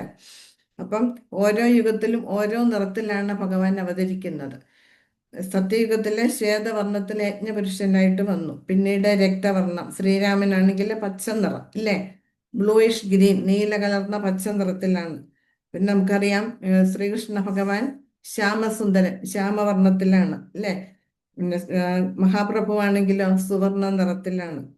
ഇങ്ങനെ പല നിറങ്ങളിലാണ് ഭഗവാൻ അവതരിക്കുന്നത്. പല യുഗങ്ങളിലും പല രൂപത്തിലും പല ഭാവത്തിലും പല വർണ്ണങ്ങളിലുമാണ് അവതരിക്കുന്നത്. ഇതൊക്കെ മനസ്സിലാക്കിയെടുക്കുക നമ്മളെ കൊണ്ട് അസാധ്യമാണ്. അങ്ങനെ പരിശുദ്ധ ഭക്തന്മാരുമായിട്ട് ആശയവിനിമയം നടത്തുന്ന പരമപുരുഷനെ മനസ്സിലാക്കിയെടുക്കാൻ ഒരിക്കലും ഊഹാപോഹങ്ങൾ നടത്തുന്ന, അല്ലെങ്കിൽ ഊഹാപോഹങ്ങളിലൂടെയോ ഊഹാപോഹങ്ങൾ നടത്തുന്നവർക്കോ ഒന്നും അവരുടെ ബുദ്ധി കൊണ്ട് മനസ്സിലാക്കിയെടുക്കാൻ ഒരിക്കലും സാധിക്കില്ല. അവർക്ക് ബ്രഹ്മം അവ്യക്തിഗത ബ്രഹ്മമായിട്ട് കണക്കാക്കാനുള്ള സവിശേഷ ബുദ്ധി അവർക്കുള്ളൂ. അതിനപ്പുറത്ത് നിൽക്കുന്ന ഭഗവാനെ മനസ്സിലാക്കാനോ ഭഗവാന്റെ രൂപത്തെ മനസ്സിലാക്കാനോ ഭഗവാന്റെ ദർശനമെടുക്കാനോ ഭഗവാന്റെ ലീലകളെ മനസ്സിലാക്കാനോ ഉള്ള ബുദ്ധി അവർക്ക് ഇല്ല. ഭഗവാന്റെ ആ ഗുണങ്ങള്, ഭഗവാൻ ചെയ്ത അമാനുഷികമായിട്ടുള്ള ലീലകൾ, ഇതൊന്നും ഒരു സാധാരണ വ്യക്തിക്ക് ചെയ്യാൻ സാധിക്കുന്നതല്ല. നമുക്കൊരു ചെറിയ കല്ല് പൊക്കിയെടുക്കാൻ നമ്മളെ കൊണ്ട് സാധിക്കില്ല, അല്ലേ? ഒരു കൊച്ചുകുട്ടിയായ ശ്രീകൃഷ്ണ ഭഗവാന് ഇത്ര വലിയ ഗോവർദ്ധന പർവ്വതം നിസ്സാരമായിട്ട് എടുത്തുയർത്തി. അത് ആർക്കെങ്കിലും സാധിക്കുമോ? ഒരിക്കലുമില്ല. അത് അമാനുഷികമാണ്. അതുപോലെ തന്നെ 16,008 പത്നിമാരുണ്ടായിരുന്നു, ഇല്ലേ?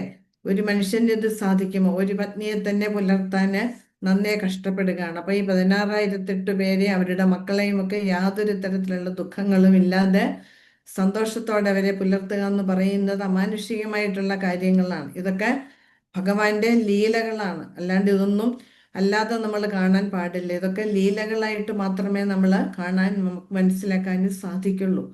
ശ്രീകൃഷ്ണ ഭഗവാൻ ഒന്നേ ഉള്ളൂ. ഭഗവാന്റെ ആ വിസ്തരണങ്ങളാണ്. ഒരേ സമയം പല രൂപത്തിൽ ഭഗവാൻ വിസ്തരിക്കുകയാണ് ചെയ്തത്. ഇവിടെ ഓരോ പത്നിക്കും തൻ്റെ അടുത്ത് ഭഗവാൻ ഉണ്ട് എന്നുള്ളൊരു തോന്നലാണ് അവർക്ക് അനുഭവപ്പെട്ടത്. എൻ്റെ കൂടെയാണ് ഭഗവാൻ, എൻ്റെ കൂടെയാണ് ഭഗവാൻ എന്നാണ് ഓരോരുത്തരും ചിന്തിച്ചത്. ഇതൊക്കെ ഭഗവാന്റെ ലീലകളാണ്. അതുപോലെ തന്നെ ഗോപികമാരുമൊത്ത് രാസലീല നടത്തിയത്, അതും ഭഗവാന്റെ ഒരു ലീലയാണ്. അവിടെയും ഭഗവാൻ എത്ര ഗോപികമാരുണ്ടോ അത്രയും ഗോപികമാർക്കും ഓരോരുത്തർക്കും ഭഗവാൻ എൻ്റെ കൂടെ ഉണ്ട് എന്നവർക്കും ബോധ്യമായി. അത് ഭഗവാൻ 10 മടങ്ങായിട്ട് വിസ്തരണം നടത്തുകയായിരുന്നു അവിടെ. അപ്പം ഇതൊക്കെ അസാധാരണമാണ്. ഇതൊന്നും നമുക്ക് മനസ്സിലാക്കി എടുക്കാനും സാധിക്കില്ല. അതുകൊണ്ടാണ് നമ്മൾ പറയുന്നത്, ശ്രീല പ്രബോധർ എപ്പോഴും നമ്മളോട് പറയുന്നത്, ഈ ഭാഗവത സപ്താഹങ്ങളൊക്കെ നടക്കുമ്പോൾ അവിടെ പോകരുത്, അത് കേൾക്കരുത് എന്ന്. കാരണം അവരൊക്കെ ഭഗവാനെ കുറിച്ച് ശരിയായ രീതിയിലല്ല മനസ്സിലാക്കി എടുത്തിരിക്കുന്നത്. സാധാരണ പുരുഷന് സ്ത്രീ നടത്തുന്ന എന്താ പറയുക, ആ വെറും കേളികൾ മാത്രമായിട്ടാണ് അതിനെ അങ്ങനെയാണ് അവർ വർണ്ണിക്കുന്നത്. പക്ഷെ ഇതൊക്കെ ഭഗവാന്റെ ലീലകളാണെന്നും ഭഗവാനെ കൊണ്ട് ഇത് സാധിക്കുമെന്നും അവർക്ക് മനസ്സിലാക്കി എടുക്കാനുള്ള സവിശേഷ ബുദ്ധി ഇല്ല. അപ്പൊ അങ്ങനെയുള്ളവർ പറയുന്നത് കേട്ട് കഴിഞ്ഞാൽ നമ്മൾ തെറ്റായിട്ടുള്ള പാതയിൽ മുന്നോട്ട് പോവുകയാണ് ചെയ്യുക. ഈ രഹസ്യങ്ങളുടെ ഒരു വീക്ഷണം ലോകമെമ്പാടുമുള്ള എല്ലാ വിഭാഗത്തിലും പെട്ട പണ്ഡിതന്മാർ വായിക്കുന്ന അനേകം തത്വജ്ഞാനികൾ ബഹുവിധേന വ്യാഖ്യാനിക്കാൻ ശ്രമിച്ചിട്ടുള്ള ഭഗവത്ഗീതയുടെ ശാസ്ത്രീയ ജ്ഞാനത്തിൽ അവതരിപ്പിച്ചിട്ടുണ്ട്. ഈ രഹസ്യങ്ങളുടെ സത്യം അവരോഹണ ജ്ഞാന പ്രക്രിയയിലൂടെ ആരോഹണ പ്രക്രിയയുടെ സഹായം കൂടാതെ ബ്രഹ്മാവിന് വെളിപ്പെടുത്തപ്പെട്ടു. ഇത് യാതൊരു ബുദ്ധിമുട്ടും കൂടാതെ ഭഗവാൻ സ്വയം ബ്രഹ്മാവിന്റെ ഹൃദയത്തിലെ ഭഗവാൻ വെളിപ്പെടുത്തി കൊടുക്കുകയായിരുന്നു. അല്ലാതെ വേറൊരു മാർഗത്തിലൂടെയും അല്ല ബ്രഹ്മാവിന് ഇത് കിട്ടിയത്. ബ്രഹ്മാവ് കുറെ ഗ്രന്ഥങ്ങൾ വായിച്ചിട്ടോ അല്ലെങ്കിൽ മറ്റുള്ളവരിൽ നിന്ന് കേട്ടോ മനസ്സിലാക്കുകയോ അല്ല ചെയ്തത്. ഇപ്പൊ ഭഗവാന്റെ കാരുണ്യം ഭഗവാന്റെ ശുദ്ധ ഭക്തരിലേക്ക് പകർന്നു കൊടുക്കുകയാണ് ചെയ്യുന്നത്. ബ്രഹ്മാവിലൂടെ അത് പരമ്പരയായിട്ട് ശുദ്ധ ഭക്തന്മാരിലേക്ക് എത്തിയാണ് നമ്മൾക്ക് ഇതൊക്കെ മനസ്സിലാക്കിയെടുക്കാൻ സാധിച്ചത്. അപ്പം നമ്മളുടെ പരമ്പര എത്ര മഹത്വമുള്ളതാണെന്നാണ് ഈ ശ്ലോകത്തിലൂടെ ഇവിടെ ശ്ലോകം കോട്ട് ചെയ്ത് കൃഷ്ണദാസ് കവിരാജ ഗോസ്വാമി നമ്മളെ പഠിപ്പിക്കുന്നത്. ബ്രഹ്മാവിനെ പോലെ ഒരു ഭക്തനിലേക്കും ബ്രഹ്മാവിലൂടെ നാരദനിൽ നിന്ന് വ്യാസനിൽ നിന്ന് ശുകദേവൻ, അങ്ങനെ വന്നിട്ട് ശ്രീല പ്രഭുപാദരിൽ എത്തി നിൽക്കുകയാണ് നമ്മളുടെ പരമ്പര. അപ്പൊ ആ ഗുരുശിഷ്യ പരമ്പരയുടെ പ്രാധാന്യമാണ് നമ്മൾ ഈ ശ്ലോകത്തിൽ നിന്നും മനസ്സിലാക്കേണ്ടത്.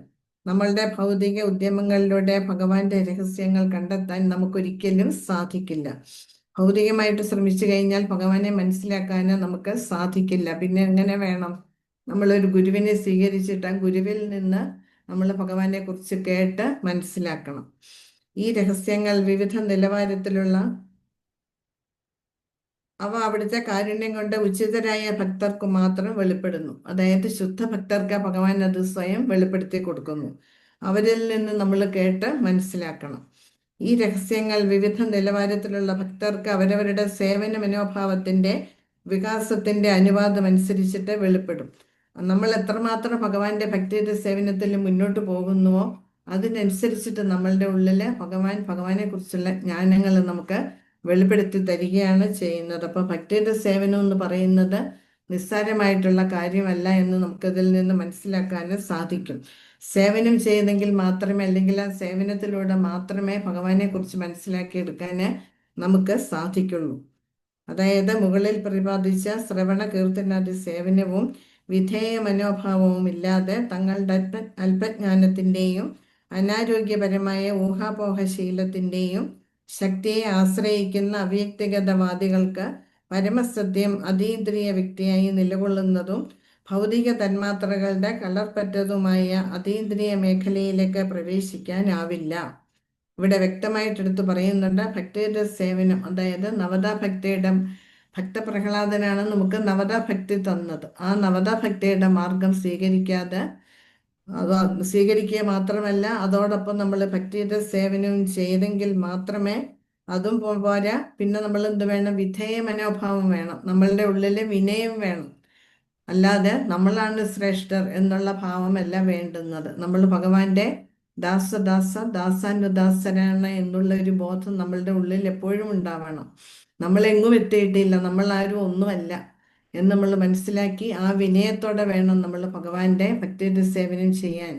അങ്ങനെയാണെങ്കിൽ മാത്രമേ നമ്മളുടെ ഉള്ളിലെ ഭഗവാനെ കുറിച്ചുള്ള കാര്യങ്ങൾ വെളിവായിട്ട് നമുക്ക് കിട്ടുള്ളൂ. അപ്പം അങ്ങനെ വരുമ്പോൾ നമ്മളുടെ ഉള്ളിലെ ഭൗതികതയുടെ കലർപ്പ് അല്പം പോലും ഉണ്ടാവില്ല. ഭൗതിക തലത്തിൽ നിന്ന് ആധ്യാത്മികതയുടെ മേഖലയിലേക്ക് ഒന്ന് പ്രവേശനം ലഭിക്കാൻ മാത്രം യത്നിക്കുന്ന സാധാരണ ആത്മീയവാദികളാൽ സാക്ഷാത്കരിക്കപ്പെടുന്ന അവ്യക്തിഗത ഭാവം ഭഗവാനെ കുറിച്ചുള്ള രഹസ്യത്തെ കണ്ടറിയുമ്പോൾ നിരാകരിക്കപ്പെടുകയാണ് ചെയ്യുന്നത്. അപ്പൊ ഭഗവാന് രൂപമില്ല, ഭഗവാൻ ഒരു വ്യക്തിയല്ല എന്നൊക്കെ പറഞ്ഞു നടക്കുന്നത് തെറ്റാണ് എന്ന് നമുക്ക് ഭക്തിയുടെ സേവനത്തിന്റെ പാതയിൽ മുന്നോട്ട് പോയി കഴിഞ്ഞാൽ ഭഗവാനെ കുറിച്ചുള്ള ജ്ഞാനം നേടി കഴിയുമ്പോൾ നമ്മൾക്ക് മനസ്സിലാകും ഈ പറയുന്നതൊക്കെ തെറ്റാണ്, ശുദ്ധ അസംബന്ധമാണ് എന്ന് നമുക്കപ്പോൾ തീർച്ചയായിട്ടും ബോധ്യപ്പെടും. അതാണ് സാക്ഷാത്കാര ഘട്ടമെന്ന് പറയുന്നത്. അപ്പം അതീന്ദ്രിയ ശാസ്ത്രം മനസ്സിലാക്കുന്നത് 3 കാര്യങ്ങളിൽ കൂടിയാണ്. അതാണ് ശ്രീമദ് ഭാഗവതത്തിൽ പറയുന്ന വദന്തി തത്വവിദ തത്വം യജ്ഞാനം അവ്യയം ബ്രഹ്മേതി പരമാത്മേതി ഭഗവാൻ ഇതി ശബ്ദതേ. അപ്പൊ ഭഗവാനെ കുറിച്ച് മനസ്സിലാക്കണമെങ്കിൽ ബ്രഹ്മം എന്താണെന്നറിയണം, പരമാത്മാവ് എന്താണെന്നറിയണം, പിന്നീട് ഭഗവാൻ റിയലൈസേഷനിലേക്ക് വരണം. അല്ലാതെ നമുക്ക് ഭഗവാനെ മനസ്സിലാക്കിയെടുക്കാൻ സാധിക്കില്ല. അങ്ങനെയാണെങ്കിൽ ഇതിൽ ഉയർന്നതാണ് എന്ത്? ഭഗവാന്റെ നാമരൂപ ഗുണലീലകൾ എന്ന് പറയുന്നത്. അപ്പം ഭഗവാനുമായിട്ട് ഒന്നും നിലനിൽക്കില്ല എന്ന് നമ്മൾക്ക് മനസ്സിലാണ് വരുന്നത്. എല്ലാം തിരിച്ച് ഭഗവാനിലേക്കാണ് എത്തിച്ചേരുന്നതും. ഇതാണ് ഏറ്റവും ശ്രേഷ്ഠമായിട്ടുള്ള ജ്ഞാനം എന്ന് പറയുന്നത്. അപ്പം ഭഗവാനുമായിട്ട് എന്നിട്ടും ഭഗവാനിൽ നിന്ന് എല്ലാം വരുന്നുണ്ടെങ്കിലും ഭഗവാനായിട്ട് തന്നെ നിലകൊള്ളുകയും ചെയ്യുന്നത്. ഭഗവാൻ ഒരു മാറ്റവും വരുന്നില്ല, ഇല്ലേ? അതുകൊണ്ടാണ് ഈശ്വരനിഷ്ഠത്തിൽ പറയുന്നത് ഓം പൂർണ്ണമിദം പൂർണ്ണാത് പൂർണ്ണമുദച്യതേ പൂർണ്ണസ്യ പൂർണ്ണമാതായ പൂർണ്ണമേവാവശിഷ്യതേ. ഇപ്പൊ നമ്മൾ ബാങ്കിൽ കുറച്ച് പൈസ ആയിട്ട് നമ്മൾ പോയി എടുത്തു കഴിഞ്ഞാൽ പൈസ അവിടെ കാണുമോ? ഇല്ല. നമ്മൾ എടുക്കും തോറും അത് കുറഞ്ഞു വരും. അതുപോലെയാണോ ഭഗവാന്റെ കാര്യം? ഇല്ല. ഭഗവാൻ എത്രയൊക്കെ ആയിട്ട് വിസ്തരണം ചെയ്താലും ഈ ഭൗതിക ലോകത്തിലുള്ള സൃഷ്ടി മുഴുവൻ ഭഗവാൻ തന്നെയാണ്. ഭഗവാൻ എന്തൊക്കെ രൂപത്തിൽ വന്നാലും ശരി, ഭഗവാനായിട്ട് തന്നെ നിലകൊള്ളുകയും ചെയ്യുന്നത്. ഭഗവാൻ ഒരിക്കലും തേയ്മാനം സംഭവിക്കുന്നില്ല, അല്ലെങ്കിൽ ഭഗവാന്റെ അവയവങ്ങൾ തേഞ്ഞു പോകുന്നില്ല. ഭഗവാൻ പരിപൂർണ രൂപത്തില് പൂർണ്ണനായിട്ട് ഭഗവാൻ ആധ്യാത്മിക ലോകത്തില് നിലകൊള്ളുന്നു. അതേസമയം ഭൗതിക ലോകത്തിൽ കാണുന്നതൊക്കെ ഭഗവാന്റെ അംശങ്ങളാണ് താനും. എങ്കിലും ഭഗവാൻ പൂർണ്ണനായിട്ട് തന്നെ, ഒരു കുറവും കൂടാതെ പൂർണ്ണനായിട്ട് തന്നെ നിലകൊള്ളുന്നു. ഇത് മനസ്സിലാക്കി കഴിഞ്ഞാൽ നമ്മൾ പിന്നെ ഭഗവാനെ വിട്ട് വേറെ ഒന്നിലേക്കും പോവില്ല. അപ്പൊ ഭഗവാനെ സംതൃപ്തിപ്പെടുത്തിയെങ്കിൽ മാത്രമേ നമുക്കിത് മനസ്സിലാക്കാന് സാധിക്കുകയുള്ളൂ. അപ്പൊ ഭഗവാന്റെ മഹത്വമാണ് ഈ ചതുശ്ലോകി ഭാഗവതത്തിലൂടെ നമ്മളോട് പറയുന്നത്. ഹരേ കൃഷ്ണ. ബാക്കി ഇനി അടുത്ത ക്ലാസ്സില്, അടുത്ത ചൊവ്വാഴ്ച ഗൗരപൂർണിമയാണ്. നമുക്ക് തീർച്ചയായിട്ടും അന്ന് മഹാപ്രഭുവിന്റെ അവതാരത്തെ കുറിച്ചിട്ടും മഹാപ്രഭുവിന്റെ 1-2 ലീലകൾ നമുക്ക് അന്ന് ചർച്ച ചെയ്യാം. മഹാപ്രഭുവിനെ ഗ്ലോറിഫൈ ചെയ്യണം. ഗൗരപൂർണിമയുടെ അവസരം നമുക്ക് കിട്ടിയിരിക്കുകയാണ്. അന്ന് തന്നെ നമുക്ക് ചൈതന്യ ചരിതാമൃതം ക്ലാസ്സും വരുന്നുണ്ട്. അപ്പൊ അന്ന് മഹാപ്രഭുവിന്റെ അവതാരത്തെ കുറിച്ച് മനസ്സിലാക്കാം. ഹരേ കൃഷ്ണ. ഇന്നത്തേത് മനസ്സിലായി കാണുമെന്ന് വിചാരിക്കുന്നു. സംശയം? ഹരേ കൃഷ്ണ. ഹരേ കൃഷ്ണ മാതാജി. ഹരേ കൃഷ്ണ. മാതാജി, ഇത് ബ്രഹ്മസംഹിതയുടെ കാര്യം പറഞ്ഞില്ലേ? അതെ. അത് ബ്രഹ്മവിമോചനത്തിന് ശേഷമാണോ അതിന് നേരത്തെ രചിച്ചതാണോ ഇത്? ബ്രഹ്മസംഹിത നേരത്തെ രചിച്ചതാണെന്നാണ് പറയുന്നത്. ഭഗവാന് ഭഗവാൻ ബ്രഹ്മാവിന്റെ ഹൃദയത്തില് ജ്ഞാനം ഉപദേശിച്ചു കൊടുത്തു. അപ്പൊ ഭഗവാനെ നേരിട്ട് ദർശിക്കാനും നേരിട്ട് ഗോലോകത്തിൽ പോയി ഭഗവാന്റെ ധാമത്തെ കുറിച്ച് മനസ്സിലാക്കാനും ബ്രഹ്മാവിന് സാധിച്ചു. അങ്ങനെയാണ് ബ്രഹ്മസംഹിത രചിച്ചത് എന്ന് പറയപ്പെടുന്നത്. പിന്നീട് ബ്രഹ്മവിമോഹന ലീല കഴിഞ്ഞിട്ട് ബ്രഹ്മാവ് സ്തുതിക്കുന്നുണ്ട്. അത് വേറെയാണ് ബ്രഹ്മാവ് സ്തുതിക്കുന്നത്. ബ്രഹ്മസംഹിതയില് മുഴുവൻ ഭഗവാനെ കുറിച്ച് ഭഗവാന്റെ ധാമത്തെ കുറിച്ചിട്ടുമാണ് വർണ്ണിച്ചിരിക്കുന്നത്. നമ്മളുടെ കയ്യിൽ ബ്രഹ്മസംഹിതയുടെ വളരെ കുറച്ച് ഭാഗങ്ങളേ ഉള്ളൂ. ഇനിയുമുണ്ട് ബ്രഹ്മസംഹിത എന്ന് പറയുന്നത്. അത് കണ്ടെത്താൻ മഹാപ്രഭുവിന് ഇത് കിട്ടിയത് കൊണ്ടാണ് നമുക്ക് ഇത്രയെങ്കിലും അറിവ് കിട്ടിയത്. ബ്രഹ്മസംഹിതയെക്കുറിച്ച് ശ്രീ ചൈതന്യ മഹാപ്രഭു തിരുവട്ടാറ് വന്നപ്പോൾ തിരുവട്ടാറ് നരസിംഹ ക്ഷേത്രത്തിൽ നിന്നാണ് ബ്രഹ്മസംഹിതയും ശ്രീകൃഷ്ണ കർണാമൃതവും മഹാപ്രഭുവിന് കിട്ടിയത്. അങ്ങനെയാണ് നമുക്ക് കുറച്ചെങ്കിലും നമുക്ക് ആ ശ്ലോകങ്ങൾ മനസ്സിലാക്കാൻ സാധിച്ചത്. ഇനിയുമുണ്ട് ബ്രഹ്മസംഹിത, കുറച്ചും കൂടിയുണ്ട്. അത് ബ്രഹ്മാവ് ആദ്യം എഴുതിയതാണത് ബ്രഹ്മസംഹിത. പിന്നീട് ബ്രഹ്മസ്തുതി ഭാഗവതത്തിലേത് അത് വേറെയാണ്. ഹരേ കൃഷ്ണ. ഹരേ കൃഷ്ണ. ഹരേ കൃഷ്ണ. നമ്മുടെ സമയം അവസാനിച്ചിരിക്കുന്നു. ഹരേ കൃഷ്ണ. നമ്മളെ മാതാജിയോട് യാതൊരു മുടക്കവും കൂടാതെ കിട്ടണം.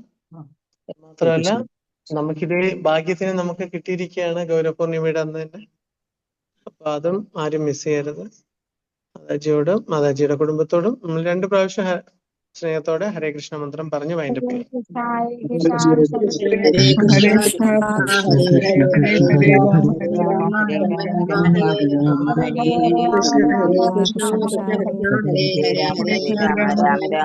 ഹരേ കൃഷ്ണ.